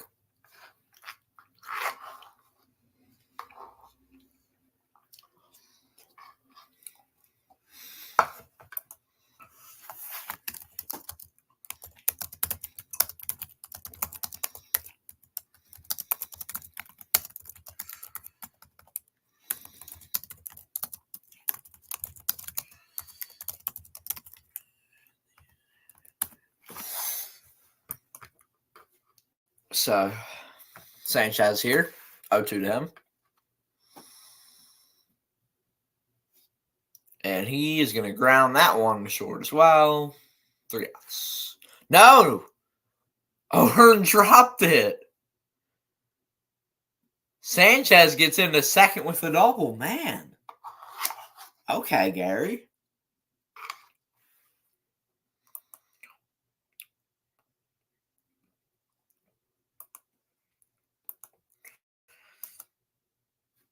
By the way, the Phillies are currently up or down 2-1 or 3-1 in the 7th.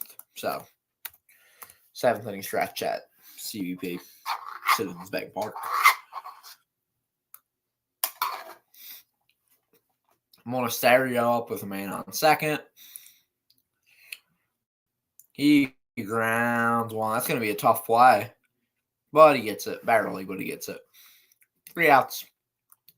7-1 the Brewers lead in Baltimore. It'll be Holiday up, McCann up, and then it will be Henderson due for the O's.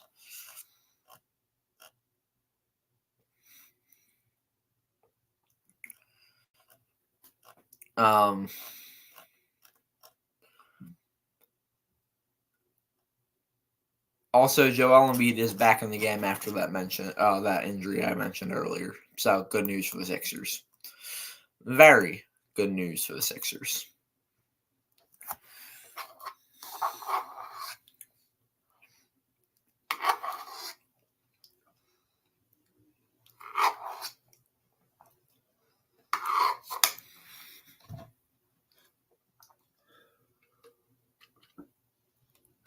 So, yeah, about an hour 40 into the stream. 8:39 on the East Coast.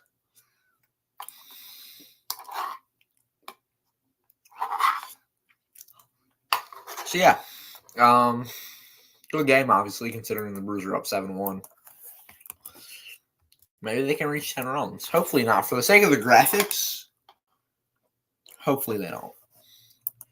But for the sake of me seeing them put up 10 runs, hopefully they do. So, yeah.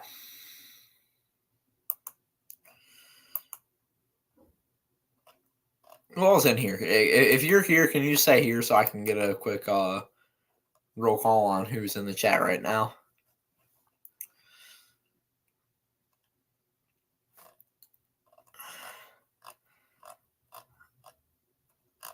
Let's just see what's happening on the YouTube world. Nothing much. So I will then check. What else? I was going to check something else. Oh. I forgot. I'm going to be honest, I forgot. Back here, though, in Baltimore. By the way, Jackie Robinson, as I mentioned, his Jackie Robinson, I think Monday. And his number was retired by every MLB team in 1997. Jackson Holiday back up to the plate as the Oriole faithful rise. Some of them, at least. The Number 1 prospect in baseball swings and misses on an outside pitch.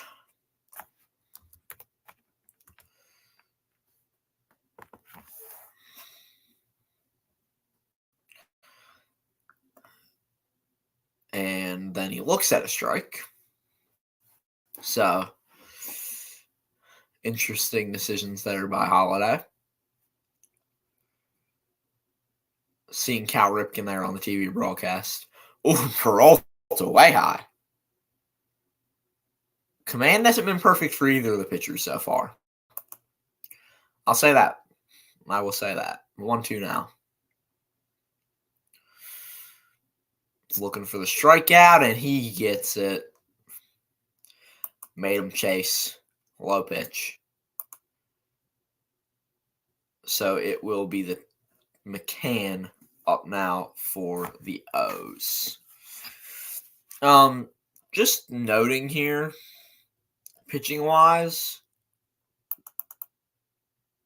Oh, a new pitcher was in the last inning, and I didn't even notice. So he gave up those runs. It was Heasley. Heasley? Heasley. That's what we're going to say his name is. But yeah, I didn't even realize that he was in the inning last game, or that he was in the game last inning. So, okay. So he gave up those 3 runs. Not Wells. Okay, never mind. Willie so far, 75 pitches. He can probably go into the 6th, maybe. 0-0 count to McCann. Oh, it's Henderson. Oh, McCann walked, I guess. Oh, he singled. I missed that. First pitch single, I guess. I looked down at the screen for 1 second, and that happens. So, yeah. Henderson pops it up. Ortiz got it. 2 outs. 2 outs. 2 of you in here.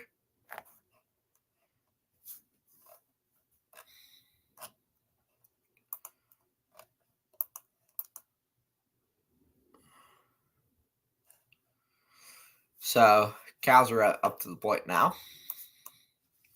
As we're seeing Matt Halliday on the broadcast talking to the reporter. As I said earlier, legend Matt Halliday is. 1-0 count to Cowsley now. Cowser, not Cowsley. Cowser. Okay. 1-1 count now.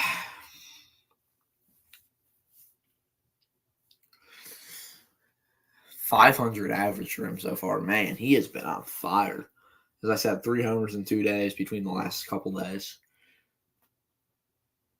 Way high from Freddie. 2-1 count.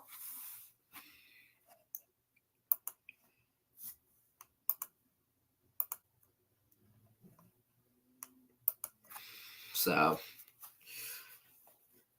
Cowser. Let's see what happens here. Another high pitch, 3-1. Freddie, as I said a minute ago, looking to lose control a little bit. Not what you want to see if you're a Brewers fan. Not what you want to see at all. 3-1 Peralta. Oh, and Cows are there. Right to Joey Ortiz. That will end the 5th inning. Heading to the 6th. It's the Brewers 1. Or it's the Brewers 7, actually. It's the Orioles 1. Right here on Sorgi Stories.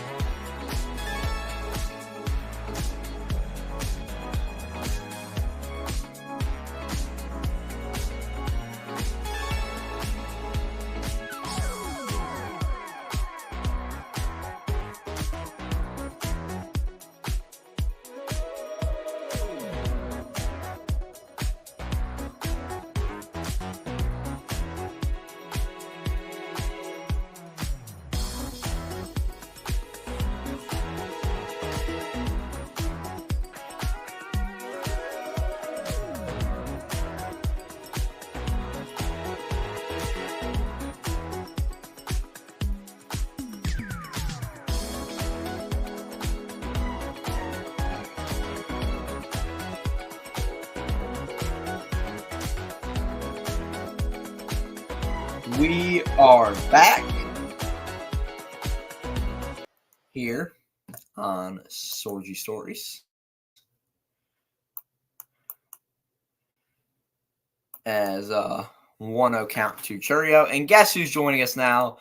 It's our favorite Cubs fan. God bless him for being a Cubs fan.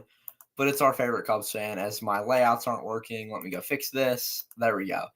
It's Reichley, the football expert. How are you doing? I'm good. How are you? Good. Pulling up the game stats here. I was at dinner, so I got to get caught up with the action a little bit. But how's the game been so far? 7-1 Brewers lead. So pretty good game, then I would say. I'd say so.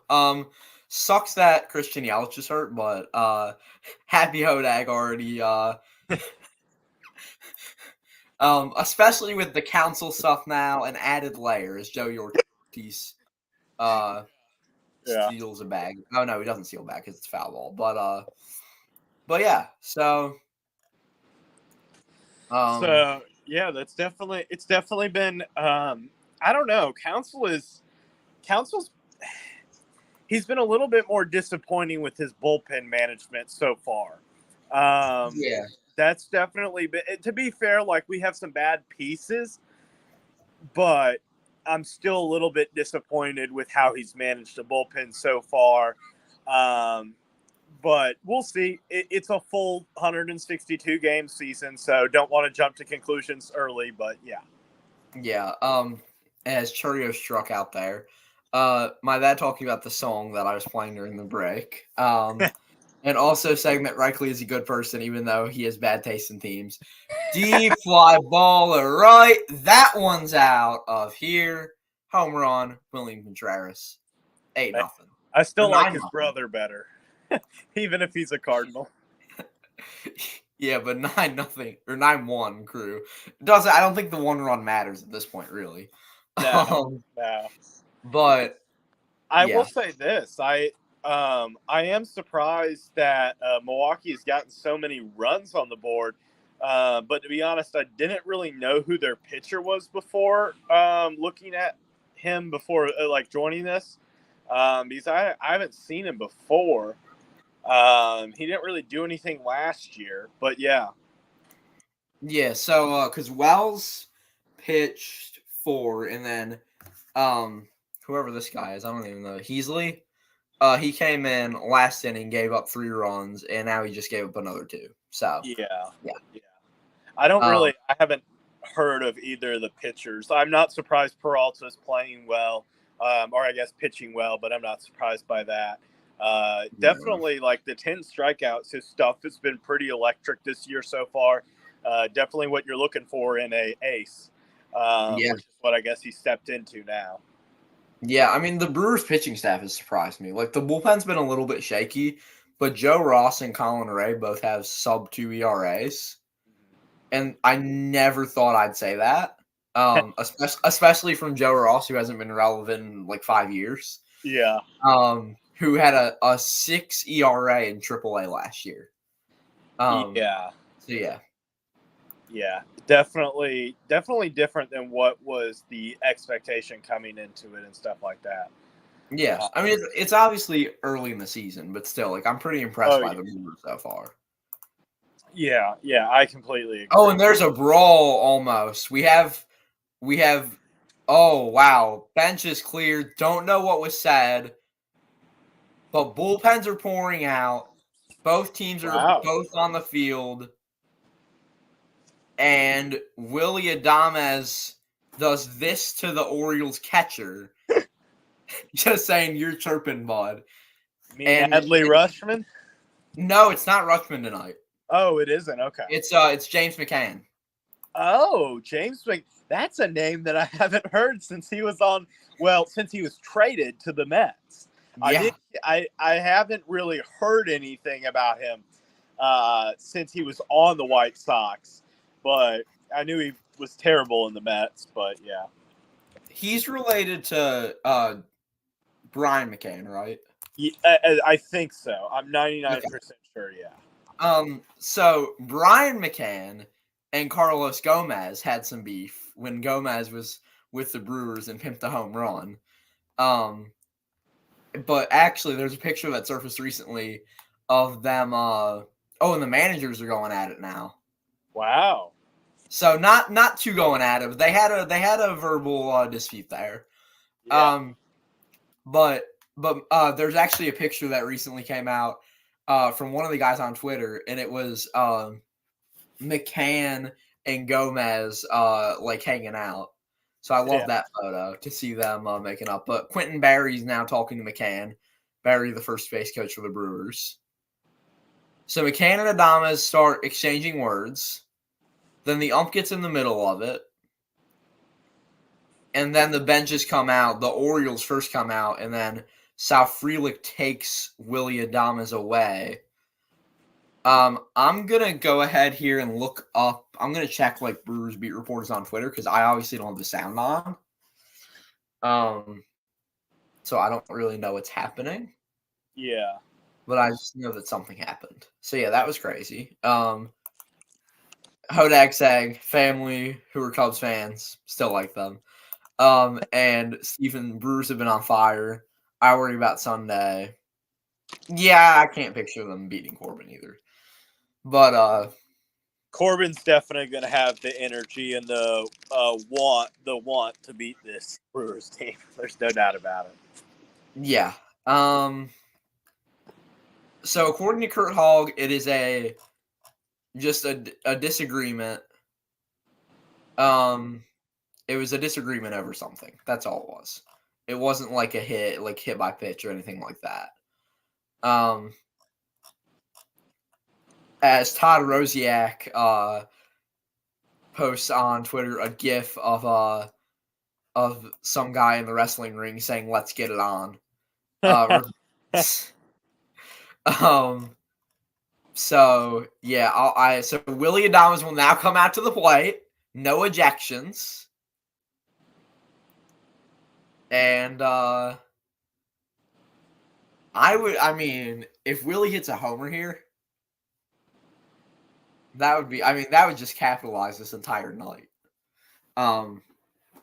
As Apple TV doesn't think that's going to happen, 3% chance. He's just throwing right at him. 0-1 to start off. Not scared of Willie, but the ump at the end waved off Pat Murphy and was like, "Go back to your dugout." But yeah, so now it's a 1-1 count. That was interesting though. Someone said something, obviously. I guess John Boy Media will tell us tomorrow what everyone said. Yeah. But this is the second night in a row that the Orioles have been involved in something like this. Last night in Boston, bottom of the ninth, Reese McGuire got ejected and got caught on the MASN mics saying that wasn't a bleeping out, which obviously gets him ejected when he says that to the ump. 3-1 to Willie. Or Willie. But yeah, I thought that moment. Did you see what happened in FMI last night after that? No, I did not. Orioles had a 6-run ninth inning. Wow. Or 10th inning. Sorry, 10th inning. Which started off with a green monster shot from Gunnar Henderson. Yeah. Yeah, so that was pretty impressive. Who could forget the celebrity death match in the early 2000s? Maybe this time he'll be able to complete a 9-inning no-hitter. I was at the 8-inning one that Hader finished off, and that's pretty impressive. Willie is going to get a hit. So, nice job. Gunnar Henderson couldn't get there in time. Yeah, maybe Burns. I don't think Burns is going to no-hit the Brewers, though. The offense is too big. No, I don't think he will. I don't know if it's just because of the Brewers' offense being too good, but I just think that just the possibility of a no-hitter is so small that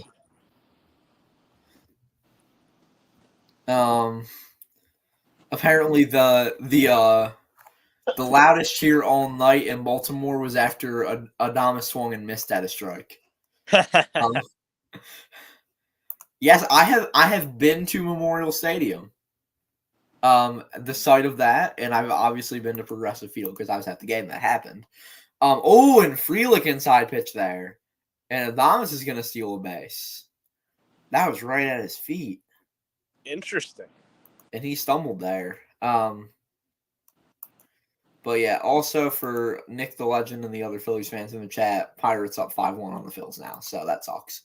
But yeah, I've been on the field of Memorial Stadium. It's not like a public park in the middle of a senior living community. That has a Dunkin' Donuts in it. I've been to the Dunkin' Donuts. They have good donuts there. But yeah, so and it is also now coming down again in Baltimore. Last I checked at the break, I went to close the windows in my bedroom and it was raining here. So yeah. Yeah, it's been a pretty rainy week here in South Carolina. Yeah, it's this morning the rain here was insane. I was shocked. But because it just started pouring for about, I don't know, 20 minutes or so, and then the sun came out. Yeah. But I haven't seen it pour like that in a while. Was that called a strike? There have been a couple calls by the ump tonight on both sides that I'm like, they're getting away with it. Frelick, though, he's going to get a single. Adames is going to go home, and he is safe. And Willie Adames gives James McCann a little stare, there. But McCann wasn't looking. So 10-1 crew. Yeah, 10-1. Little League has a mercy. Yeah, that's right. But yeah, so it's funny how this afternoon I was like, I really hope we don't get double digits for the sake of these graphics because I'm gonna have to shrink the font on them, and then that is true. So now I have to go and shrink. The Orioles one is still going to be normal size, but now the Brewers one gets moved down. Actually, I'll shrink them both. Yeah, it would make a little more sense to shrink them both. Okay, let's do 40. It's pretty easy. I'm using Canva for these graphics, so it doesn't take long, but there we go. So now pitching coach out there talking to Heasley and McCann. Okay. Yep. There's my dad dropping the link for the no-hitter. But yeah, I'm curious on what was said. Yeah. And the Cal Ripken just sat there. You can see him the entire time. And he just had this straight face, and then he started laughing through the whole thing. I think he was talking to his kids who were sitting next to him. It would look like that, either kids or friends or someone. But he was chatting with them, saying something to them. And Rockies 8 to Jays bottom 6. The Phillies saying that they're poverty. Hoskins is going to get one. Oh, beautiful play there. Hoskins isn't that fast. So, and Nick's seeing my dad in the chat saying Mr. Sorgi.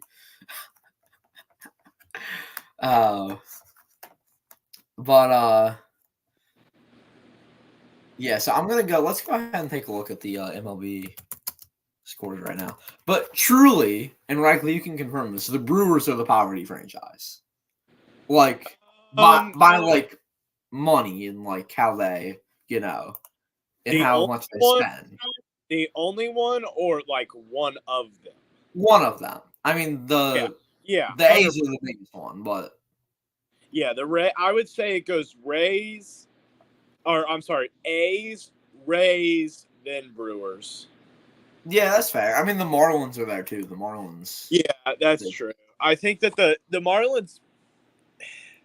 Yeah, I don't know. I don't know who would spit.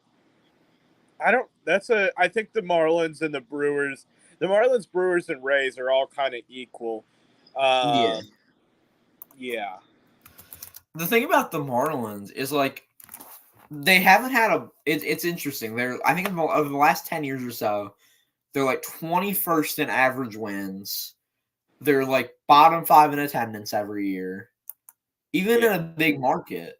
Like, and it shocks me. And like with the low, like everything, I'm like, does ownership just not care? Or I don't really know what's going on there. Yeah. Obviously, we know the mess that Oakland is. Also, I'd say another quote-unquote poverty franchise, Pirates. Yeah, their poverty, they just I don't. Yeah, that's true. Even the Reds a little bit. Yeah. Not as much. They've spent some money, but they don't cry as much poor. But we also don't hear about them as much. That's part of the reason. Yeah, the only teams with a payroll below 100 million this year are the Rays, Marlins, Pirates, and A's. Yeah. So, yeah. And Nick saying not poverty right now, talking about the Brewers, I guess. Yeah. So I thought it was interesting. So first of all, I'm very anti moving to Vegas. I'm anti relocation anyway, but I thought it was interesting. Ken Rosenthal talked about the Vegas situation on Foul Territory with Scott Braun and Eric Kratz, Todd Frazier, AJ Brzezinski this week. And he's talking about the Pirates being not poverty right now. Yeah, the Pirates have a good future. Yeah, the Pirates definitely with O'Neill and whatchamacallit, O'Neill and who's the other guy? Brian Reynolds. Hayes, Key Brian Hayes. That's what. Brian Hayes, yeah. Yeah, but go ahead. Oh, I was just gonna say that Nick talking about the Sixers beating the Magic. I don't know if the game's over, but it's close to it probably. But yeah, I was gonna say that with the A's thing, Ken Rosenthal was talking about how much of a risk it is moving to Vegas. I didn't realize this. Vegas will be the smallest media market in baseball, smaller than Milwaukee. Wow. Yeah, close, but smaller than Milwaukee in media, which shocked me. I think it's a little bit of a risk, but yeah, like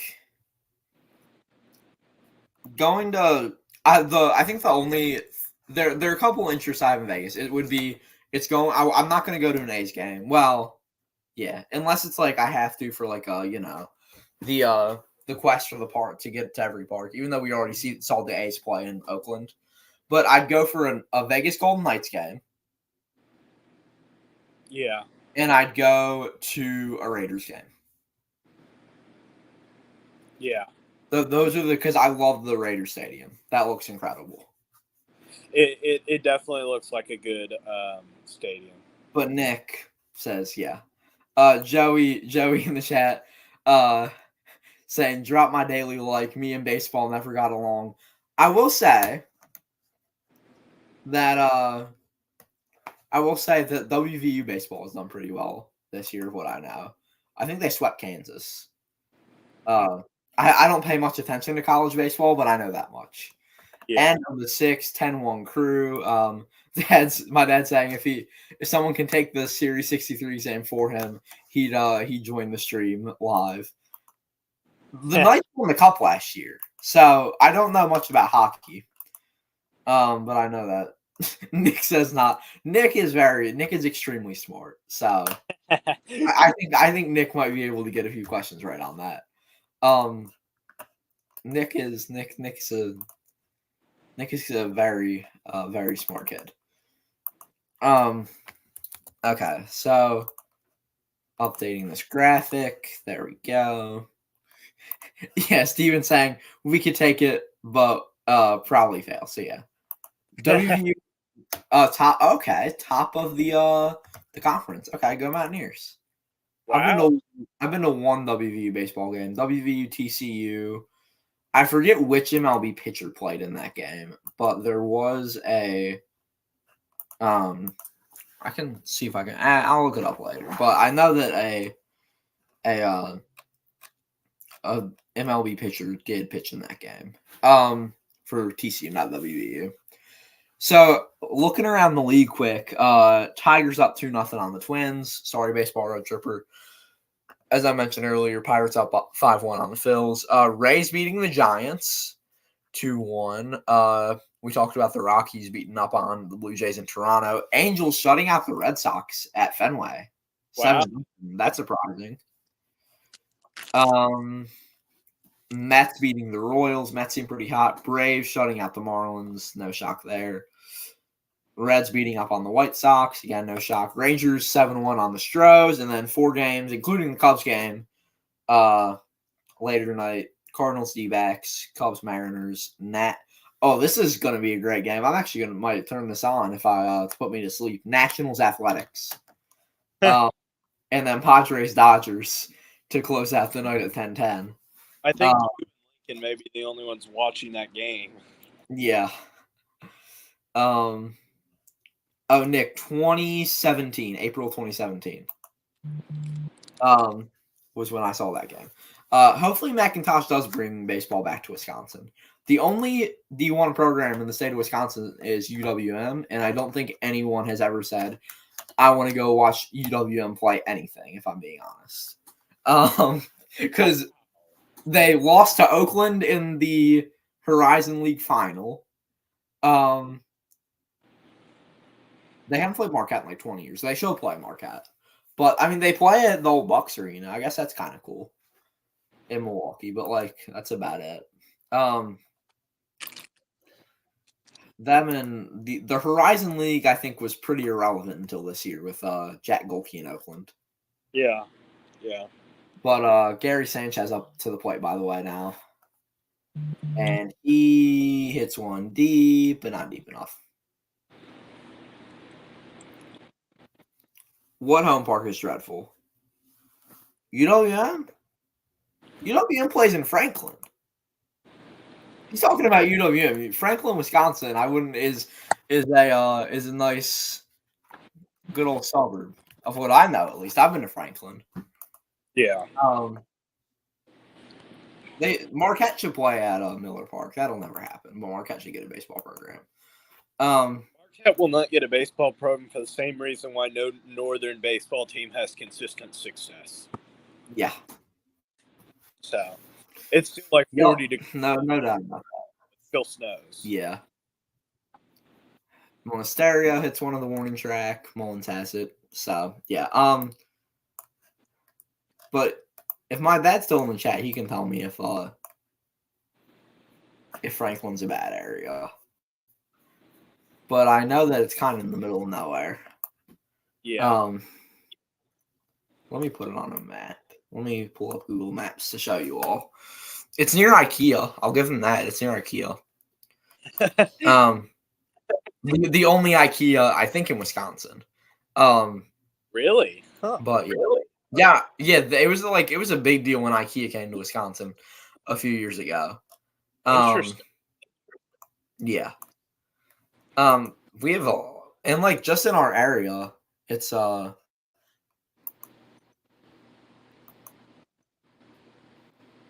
Oh, I did not know that they played on. I thought they played in Franklin. Okay, yeah, I see where they play right now. Yeah. Okay, yeah, I see where they play at near Whitmore Park. That's a nice park. But UW used to play on Green Bay Road right before Glendale. Glendale, kind of near the home of Craig Counsell. So for Cubs fans, I guess that's cool. But there we go. Thank you, Dad.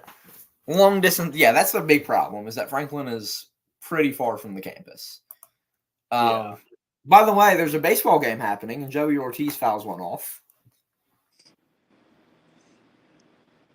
Was the pitcher?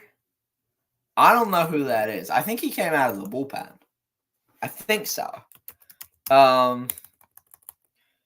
West Virginia TCU baseball 2017. Because I remember Lincoln from American Football Network and I talking about that game very randomly.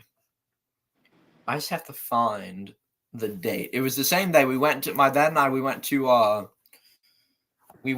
the West Virginia spring game, and then we went to the baseball game. Let me see.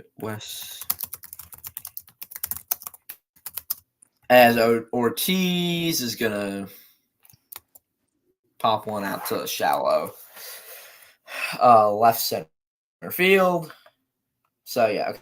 Okay, so Saturday, April 15th. So now I just need to find April 15th on that schedule. Or Nick might beat me to it. Oh, so I did go to UW. Okay. So my dad talking was saying we took you kid to a UWM game, Hank Aaron Field in Glendale. Oh, they played at Hank Aaron Field. Okay, I know where that is. It was safe. 2 walks away, not as much, but I'm not afraid. Yeah. Hank Aaron Field, yeah, it's Milwaukee is not the safest place, but Yeah. no, Neither if is you know where what you're doing, you're fine. Yeah, neither really is where Camden Yards is. It's not exactly the safest area either. Yeah, so in the places I've been to Camden Yards, the area there at the stadium, like that immediate area, is fine. But if you go a couple blocks like west, it's not the best. Yeah. And there are some like tough spots in Baltimore, but it's nothing. It's nothing like insane. Baltimore's a great city, great people. Okay, Alec Manoa. There we go. That might have been the guy. Probably was the guy. But yeah, Alec Manoa. So that's cool. I mean, he's been pretty irrelevant. Yeah, he went to WVU. Interesting. I didn't know that. A name you would know as a Cubs fan because you've seen him play a lot against your team.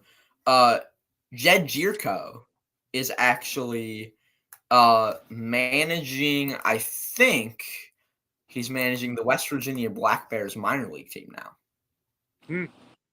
So he went to WVU too. I think the field's named after him. Okay. But yeah, so he played on the Brewers during COVID. Yeah. Also, JB Bukowskis in the game for the Brewers now. He was lights out last year. Yeah, pulled Freddie, so that's kind of sucks, but I'll be honest. I don't love the Apple TV crew. Just my opinion. But Alex is not my favorite guy on play-by-play for baseball. Yeah. They could have done better. Yeah. To be fair, it's just they're throwing. They just whether it's Amazon or Apple TV, they're just throwing gobs and gobs of money and hoping that it sticks. Yeah, and the analyst is Ryan Spielbergs, I think is that how you say his name? Spielborough? Oh, I'm not any help in that category. He played with Matt Holliday. They're talking about that pregame. Spielbergs. Okay. Ryan Spielberg. And he played 11 years with the Rockies. Or not 11, sorry, I counted wrong. 7 years. Don't know how I got 11 out of that, but 7 years, 272 average, 768 OPS, 42 homers. Yeah. So not terrible, but yeah. When you said when you said it was on Apple TV, I didn't realize that I actually could have been watching this game with you because I do have Apple TV because I just got a new iPhone. But I didn't. When I got MLB TV, I just got the Cubs because, well, I don't care about any of the other teams. Yeah, I got the full plan this year because try to watch the Phillies games. Yeah. But yeah, I don't have a subscription, but through MLB TV, through MLB.com, there's a special like 2-month free trial for Apple TV. Okay. Yeah. So I was like, yeah, I'm gonna go ahead and take that. Yeah, I think I saw that offer. Yeah. Yeah, I got Peacock I'm glad I have it because of the Packers playing the Eagles on Peacock in Brazil. But also for the Olympics this year because I'm going to be watching Scott Hansen's Gold Zone throughout the game. That's going to be great. Yeah. The Summer Olympics is always so much fun. Yeah, it's incredible. Sadly, no streams of that on Sorgi Stories because it's illegal to do any sort of commentary on the Olympics. So that kind of sucks, but I'll be well, they're in France, right? So Yeah, getting up early to watch some Team USA some days. I remember in Tokyo getting up at like 6 a.m. to watch Team USA basketball. But I mean, the Team USA team this year is going to be great. LeBron, Curry, they won and gold last time, right, in basketball? yeah, I know it was a little bit closer than usual. yeah. Packers Birds game will be shown in Wisconsin, so that's good on TMJ4 in Milwaukee and whatever. Oh, beautiful play there, and it'll be shown on NBC 10 here in Philly too. But yeah, so the I forgot what I was going to say that. Oh, in 2028, the Brewers are trying. Or not the Brewers, sorry. MLB players are trying to get these. By the way, Jackson Holiday's up, so all the Orioles fans are on their feet. Oh yeah. Is this his first game, or is it yesterday was his first game? Third game, first at home. Okay. Yeah. I know he got called up recently. I just forgot what day it was. Yeah. But but the MLB players are trying to get it to where in 2028 the All-Star break will be the Olympics, so they can play. Yeah, I hope it is. I hope it is. Anything to like promote the sport of baseball. I think Manfred has done a good job at that as commissioner. I think he actually has done a pretty good job at that. I know some people don't think that, but I do. Yeah, like I don't think he's done a good job overall because I'm anti-pitch clock because I like long games. Like if I'm in, because here's my thought as Bukowskis there gets out of the inning on a strikeout of Holiday. But my thought is that if I'm at the ballpark, if I'm sitting there for 3.5 hours compared to 3 hours, that's better for me. Like I'd rather spend more time there. Because also think they cut down at most stadiums gate opening time from 3 hours before first pitch to 90 minutes or an hour. Yeah. So now you're only getting, most stadiums at 60 minutes now. So now you're getting, plus a 2-hour, 45-minute game, you're only getting like less than 4 hours there. When some of those stadiums, like for example, Camden Yards, you could you could spend a lot more than 4 hours at Camden Yards. With how great of a stadium it is. Yeah. So it's just like it's kind of disappointing. Now the Orioles sometimes open their gates early. When we were there one time, they did. But yeah, the A's situation he hasn't handled well. No, he hasn't handled that well, and I don't think Manfred is like a good commissioner. I just think he's done a good job with like the World Baseball Classic, or even the promotion of the game. Yeah, overall. The one thing I'll say is that like we have less African American players than ever in the MLB. That's something that I don't want to see. I want to see more. And I know they're trying, but I think they need to do a little bit of a better job of. I think the stuff with that, I think more hinges on.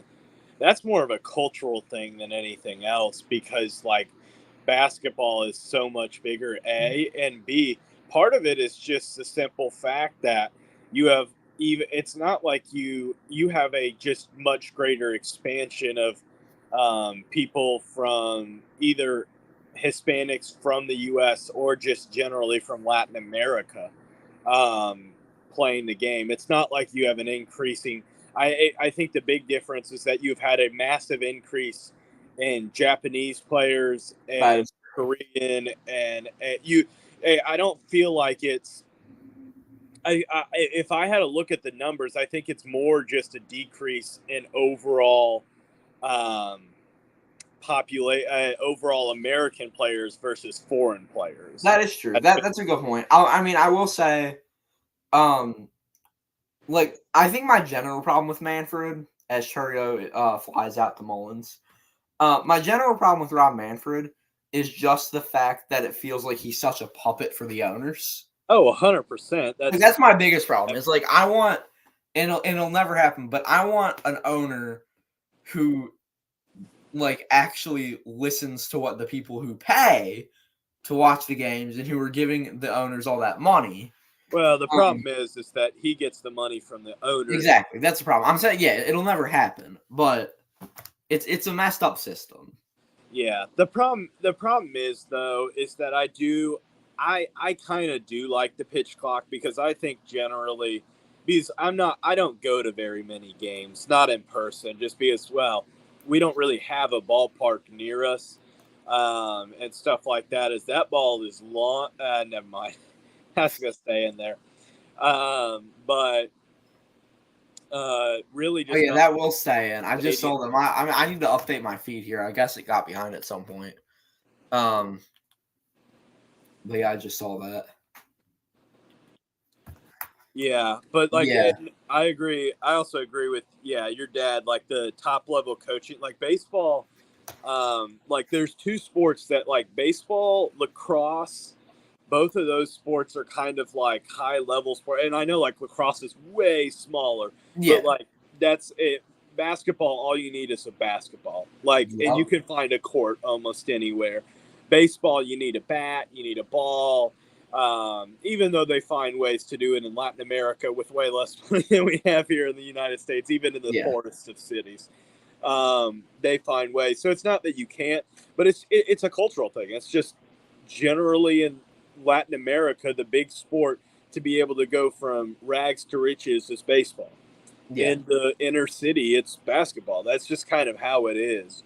I think that like you're not going to change the incentive structure because it is a lot harder to get to the MLB. There's a lot more chance at failure. I guess I'll put it that way. There's a lot more chance of failure than with basketball. Like you go based off talent. Like if you're a supreme athlete, you're going to get picked in the first round, whether you're good or bad in college. Like, like LeBron, Bronny James may get picked in the first or second round, even though he averaged like 3 points a game. Just part of that's because of who his dad is. Yeah. But that's the point. That's who his dad is. Like Jackson Holiday is not feeding off of who his dad is. Yeah, sure, it does help that his dad's Matt Holiday, but it's definitely something that baseball is so much more of a mental game than basketball, which is so much more of a athletic game, and football is a mix. So that's kind of how I put it. Well, also, like I also think you have to look at when it comes to baseball that it is the hardest sport. Oh yeah, I agree. And like only that 1% are going to make it to even like a top tier college level. Like it is really tough. Yeah. Well, like the big thing about baseball is that like if you're a pitcher, arm strength is important, but Greg Maddux exists. Kyle Hendricks exists. I'm trying to think.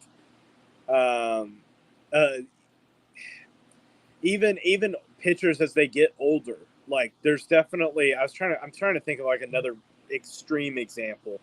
But yeah, I think like there's a lot of pitchers that you don't have to have like elite speed in order, as long as you have good location, good pinpoint, and you get in the hitter's mind, you can do a lot of things. Like you don't have to be the most powerful or whatever in order to actually be good at it. So yeah, man on first for the Crew, 2 outs in the top of the 8th. As ELS is in the chat. My dad also making a good point about hockey. I mean, hockey isn't like the prices for hockey equipment it's insane. Yeah, it is. Plus, you have to know how to ice skate, and that starts at a young age, and all those other things. Yeah. Yeah, I tried to ice skate one time and I fell 5 times and said, "No, this isn't for me." When I was like 4. But yeah, the Brewers are on fire, ELS. So when I sat in this chair exactly a week ago during the Women's Final Four talking about MLB jerseys and random stuff, lost viewers, but today it's gaining viewers. So thank you to everyone who's listening to us talk about the world of baseball. I posted on my Instagram story a clip of an Angels announcer talking about how terrible the MLB is right now, and he said, "You got the fiasco in Oakland, you got your biggest star in a gambling scandal, and he went through the whole list of stuff." And I'm like, yeah, it's a little bit of a mess as Willy Adames strikes out there. But I mean, the Shohei situation is insane. Obviously, allegedly, $16 million stolen by Shohei's interpreter, Ipe. I don't get how that works, and Shohei doesn't know about it. Not knowledgeable. Yeah, I don't know. You've heard of Pitching Ninja, right? Yeah. Okay, so Pitching Ninja, did not know this, is actually a lawyer. And told John Boy Media, gave an interesting comment. Let me see if I can find it.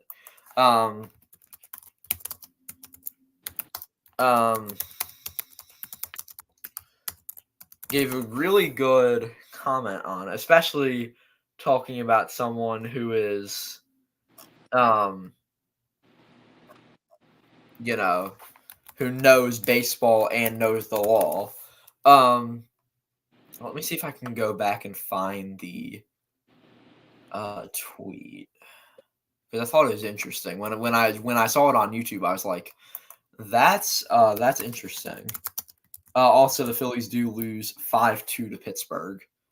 Yeah, Rob Friedman. Where was it? Oh, he posts a lot of stuff. I didn't even realize how many posts he has.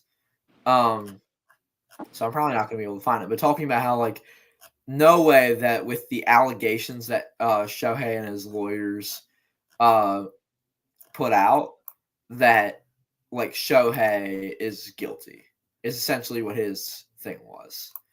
Yeah. Which I thought, like, of actually doing the crimes. Like, you wouldn't say the stuff that they did if knowing that you're lying. But yeah, it is kind of crazy to think how that whole thing went. And then we got the jersey problems,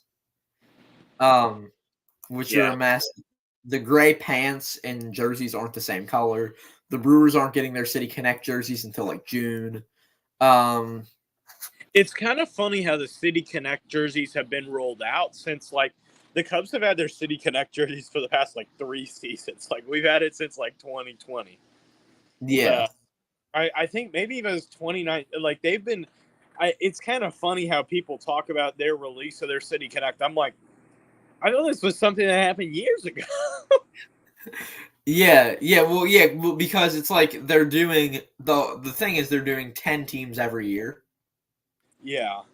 And like the Dodgers are getting a new one this year. The Nationals next year getting a new one. Don't know why they're getting rid of their current ones. Yeah, I like the current ones. The Yankees and A's are both not getting City Connect jerseys. That makes sense for the Yankees. Reasons. Yeah. Yeah. The A's, well, you wouldn't want to do a City Connect jersey. Yeah. Are they even? My hot take is: are they even going to be able to fill up Sacramento? I don't know. It's a good question. So fun fact about, I didn't know this about John Fisher. So when he was said to in the press conference in Sacramento, when he said he was excited to watch Aaron Judge hit home runs in the ballpark against his team, former Trevor May came out and said this week that that John Fisher knows absolutely nothing about baseball. Like nothing. Like he I'm like, and I thought the Brewers owner was bad. Like, this guy actually knows. Like when it comes to at least like caring about the game. Yeah. Because Mark Atanasio, he doesn't spend money, but he shows up to like every game. And another thing I'll give him credit for is he doesn't have a suite. He sits with the fans. Yeah. Owners who do that, I appreciate. Yeah, I don't think they'll sell out Sacramento. Like, I don't, I don't know. It's and the players aren't too happy about that whole situation. I want to be happy about it. Like, You have to play in a minor league park. yeah, it's horrendous. Like, the only sad thing is that it may be an upgrade in facilities. Yup. So I don't know. That's Yeah. just it's sad. And for all the people who, and I think I saw something that put an argument to rest of the people who are like pro Fisher and who say, like the A's fans just stopped caring. I saw this. I saw a side by side picture, and it was the last year before John Fisher sold it or bought the team, and the Coliseum was sold out. And then to like now, and I'm like, yeah, that's what an owner can do to destroy a fan base. Is just, I'm like I think personally, my opinion, I think the fans should sell out the Coliseum for the last game, as just like we're out here to show up, like Oh yeah. because I like boycotting doesn't really like I guess they're not giving John Fisher their money, but $1 million isn't going to be much to him considering he's a multi-billionaire. Yeah. Yeah. Like it's not gonna be insane. Well, like even there's the one time when they did do the reverse boycott and they all Yeah. showed up. Fisher donated all the money from the game anyway. Oh, he did. I did not know that. Yeah, Okay. probably because there was too much pressure of him actually like what you're talking about. That they actually show up and have fans. Yeah. But they also closed a whole bunch of seats, so they couldn't sell out the place. Yeah. Yeah. So, yeah, I can't. I'm trying to think what are there some other. The Pirates owner is trying to be the Braves. And it's been trying to be the Braves for like the last 5 years. Yeah. Yeah. That is kind of working, but Yeah. not really. I don't think. I mean, the Pirates are going to have a tough road to win the Central, like in the next few years. Oh yeah. Because you have the Brewers and Cubs, who both have top 3 farm systems, and then you have the Reds, who are absolutely like. I mean, they're going to be good. The Pirates are not like the Pirates. They're going to have a tough time now. The Cardinals, kind of screwed. Yeah, the Cardinals aren't very good, but at the same time, wow, those last 2 pitches did not make any sense. The last pitch definitely should have been a ball. The other pitch definitely should have been a strike. Here, I'm gonna see it right now. Was it the? It was pitch number 4. Oh yeah, I saw that one. Okay, and now a walk there to Cowser. Yeah. Pitch number 5 was definitely a ball, but pitch number 3 was a strike, even though it was called a ball, and pitch number 4 was a ball, but was called a strike. Man, okay, well that doesn't shock me. Bucks down 15. Giannis and Dame aren't playing, so. Also, does anybody beat the Celtics? Like, it's going to be hard. The Bucks have an outside shot if they can get there. That's my big thing. Is if the Bucks get there, I mean they just beat Boston, and Giannis didn't even play the whole game because he got hurt mid-game. Which, by the way, Giannis, thank God, is back for the playoffs. I was scared because all I heard from if Nick the Legend's still here, saying that he like did something like major and was going to be out for the year, but just a calf strain, so I think we're good. But yeah, so 10-1, 2 guys on for Baltimore.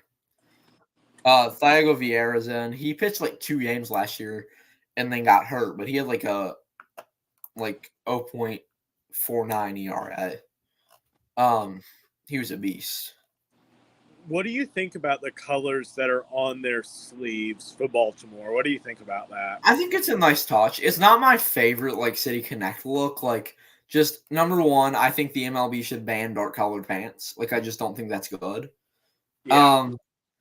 Like it looks clean, but from a perspective of practically, I guess at night it's fine, and that's going to be at the end of the inning there as we head to the 9th. I feel like if you're gonna do it, why don't you do the Baltimore or the Maryland flag colors or that Yeah. colors? I don't really get that. I'm fine, I guess, if you do it, but at least do it right. So here would be my two ideas for what you're saying. So, and this kind of plays into the Maryland theme that you're talking about. So the Baltimore City colors are black and gold. Yeah. If they made a gold jersey, I think that would look kind of cool. But my other proposal would be to do like the old school burnt orange for City Connect. That would, I think, be my number one pick because I think that could look cool. Maybe. If they did it right. Also, with the new ownership, Cal Ripken, the whole thing. Yeah. But yeah. So if Nick's still here, I figured out the picture I was thinking of. There are actually multiple. So we got Michael Grove on West Virginia.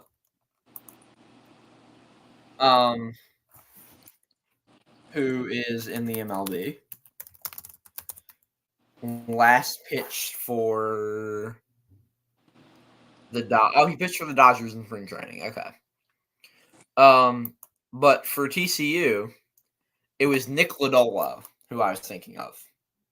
Oh, okay, yeah. I just completely blanked on his name. I was getting him mixed up. Who was I thinking he was? Hunter Green. I was mixing up Reds pitchers. Yeah. Yeah. Yeah, Lodolo. I saw him start, and then Michael Grove came out of the pen for West. Or no, they both started. Okay. Were there any other names that I would know? No, none of these guys are relevant at all. But yeah, so Nick Lodolo pitched 1 inning and gave up 3 runs. Michael Grove pitched 7 innings, gave up 2 earned runs. The one thing I remember about that day, it's really random, was at the game, we found out that the oldest person on Earth died. It was like 110 something. I think it was 110-year-old from France, some lady who and while we were there were some like college kids sitting next to us, and they were like on like the berm, and they were like and they said that. But yeah, it wasn't a very memorable game because it was, what was the score? TCU won 8-6. Yeah, I remembered West Virginia losing. I didn't remember the score though. South Florida Cup again, 10-1 Brewers. This game's over. Wish this was a home game for the Brewers and really don't need this top of the ninth. Yeah. You know what I need to check? Who's pitching tomorrow? Because as of like 2 days ago, neither team knew. The Brewers' rotation's kind of messed up right now because because Aaron Ashby got sent down after having like a 9 ERA. And then Wade Miley came back from rehab. So South Florida Cup again here, and they're just gonna walk them. So yeah. Let's see, tomorrow.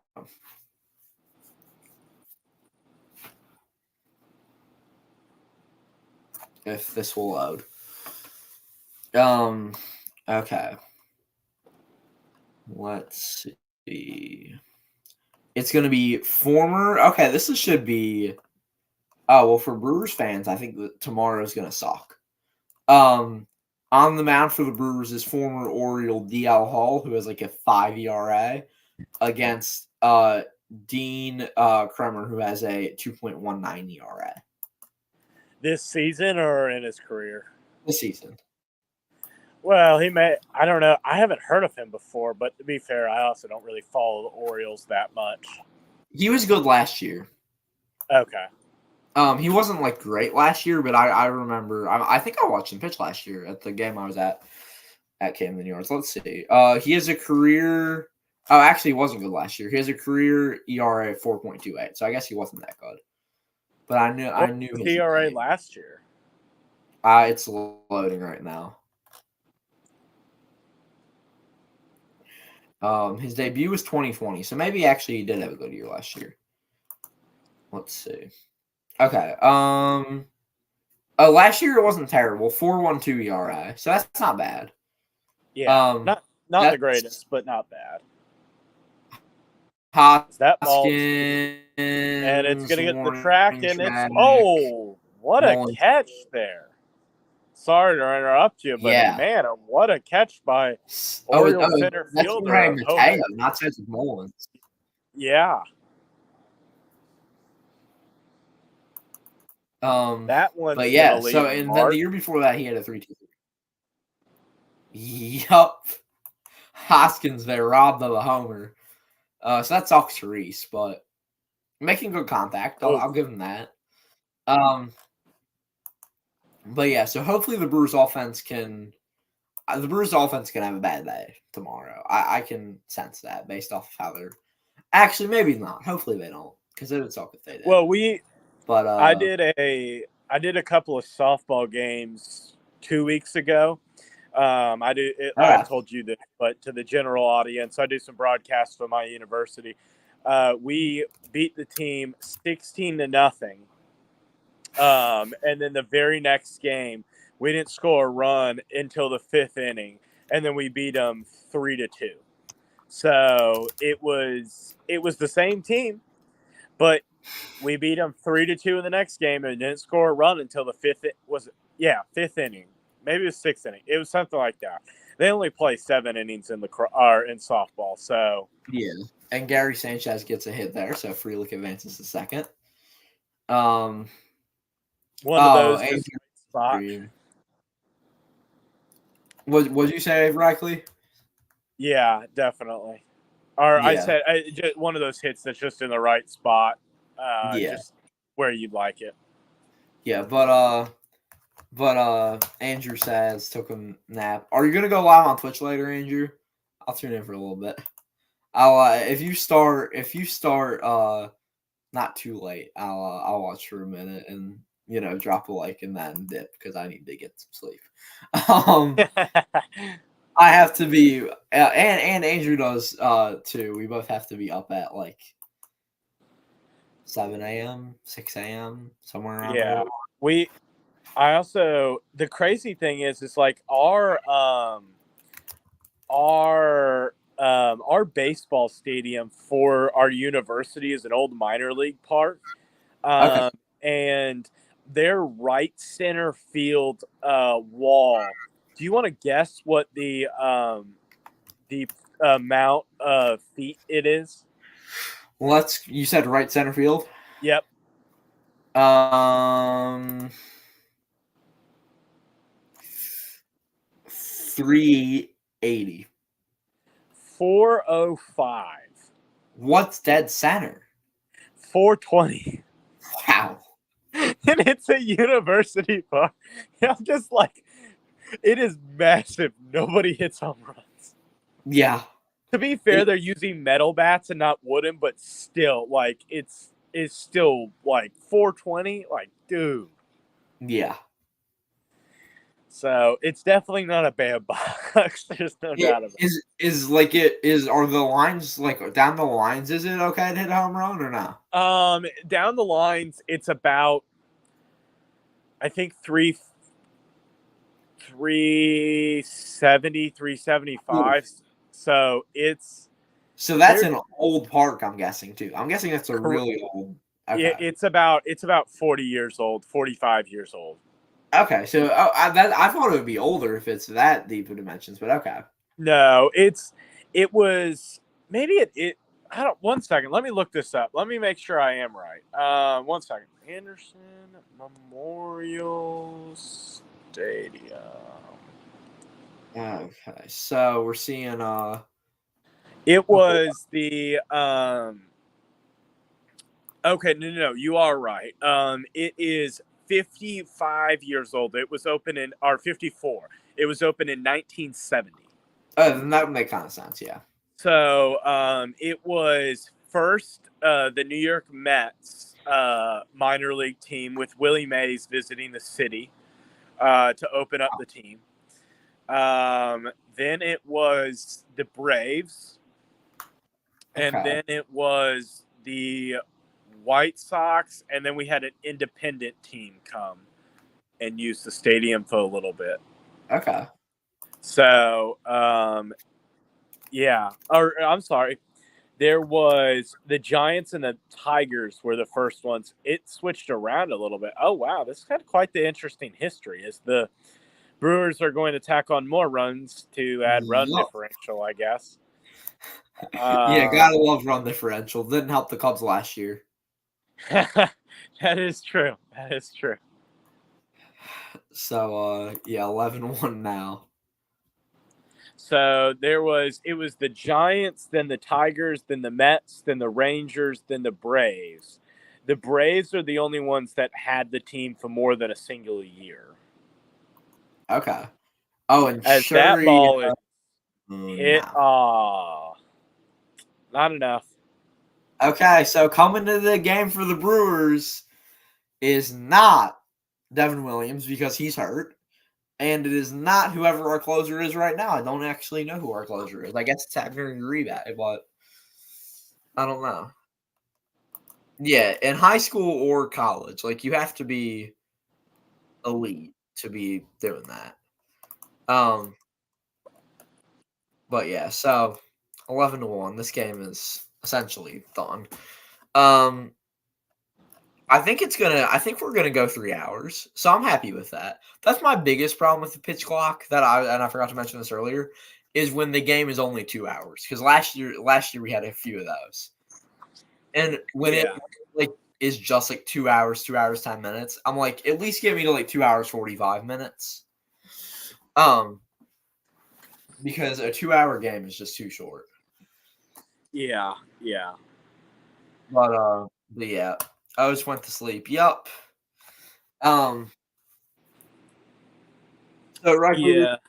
we were talking about City Connect jerseys a little bit ago. Have you seen the Phillies ones? And if so, what do you think? Yeah, I think you were the one that sent me the picture of them. Maybe yeah, that's right. Yeah, I did.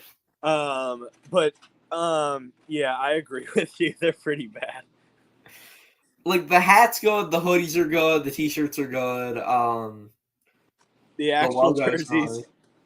What'd you say? I said the actual jerseys though. Yeah, not great. Yeah. A lot of people say they're growing on them, but like I get the meaning behind it, but the font looks really ugly. Yeah. It's supposed to be Philadelphia City colors, the Swedish settled in Philadelphia, all the stuff. But like it doesn't I don't really care about the meaning if it's an ugly jersey. Like yeah. the Phillies could have. I mean, the fact that it's not red is what I'm disappointed about because the Phillies don't have a red jersey now. So, wow, they don't. So because of the Nike 5 jersey rule, yeah, they had to they decided to go pinstripe, cream, baby blue, gray, and City Connect, which means that the Phillies, by the way, now only have one road jersey. Huh. Because they wear pinstripes, cream, and baby blue at home. Yeah. Which is kind of weird, but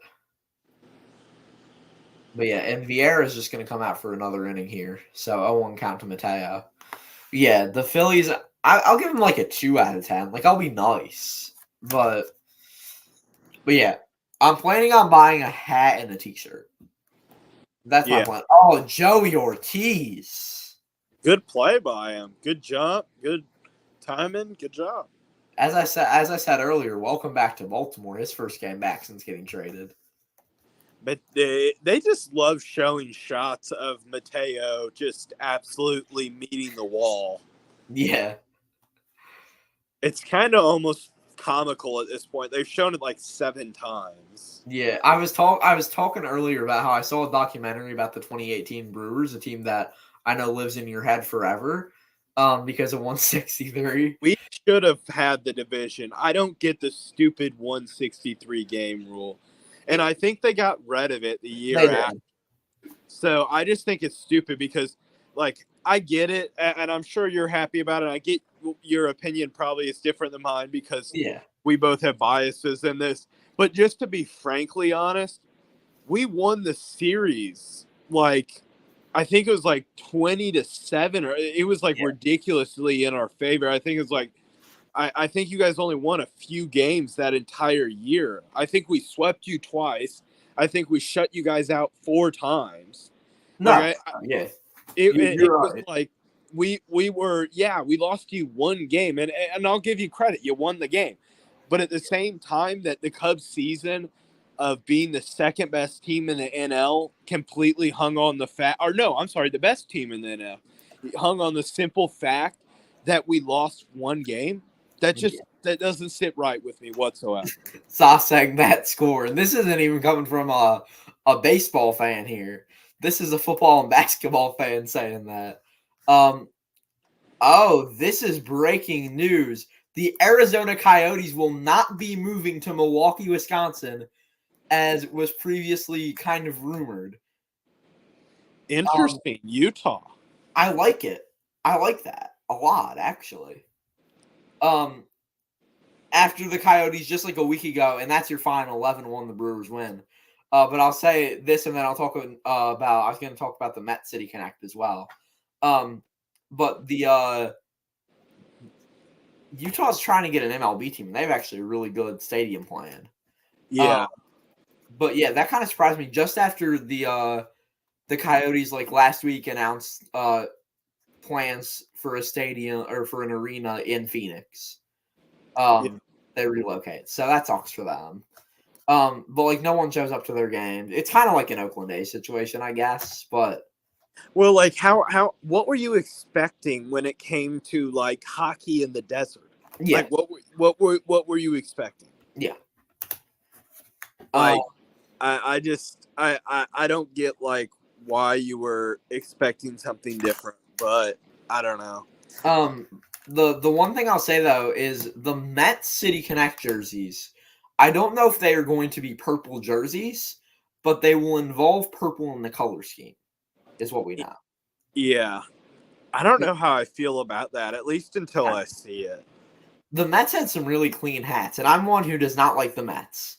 But I will give them credit. When I was at Citi Field, they had baby blue hats in the team store, and it made me think. I'm like, they need to have like a baby blue City Connect jersey because those hats looked really good. Yeah, it depends on how they pull it off because baby blue with orange is a little bit awkward. Yeah, So it kind of especially their orange. It kind of depend on how they would do that. Like I do agree, I do like baby blue, but you got to pull it off right then. yeah. As we're seeing Joey Ortiz 3 for 5 with the triple today. I mean, absolutely, and I mean, just great day for Ortiz. That's about it though. Brewers win 11-1, as you can see there. It says 9th inning, but I'm not going to update it this late. No point now. But yeah, so Brewers get the win. The Cubs game started 15 minutes ago, so likely enjoy you guys playing out west. And everyone have a great weekend. Might see you next weekend. Don't know what's going on there. Probably not, but maybe. Glad that we were able to squeeze this stream in on a Friday night before a busy weekend. Yeah. Reichley, thank you for joining us. Yep. I don't want to wish good luck to your team, but I guess I will. No, good luck to the Cubs, though. Seriously, good luck to the Cubs. But yeah. So, folks, we will see you all later. See ya.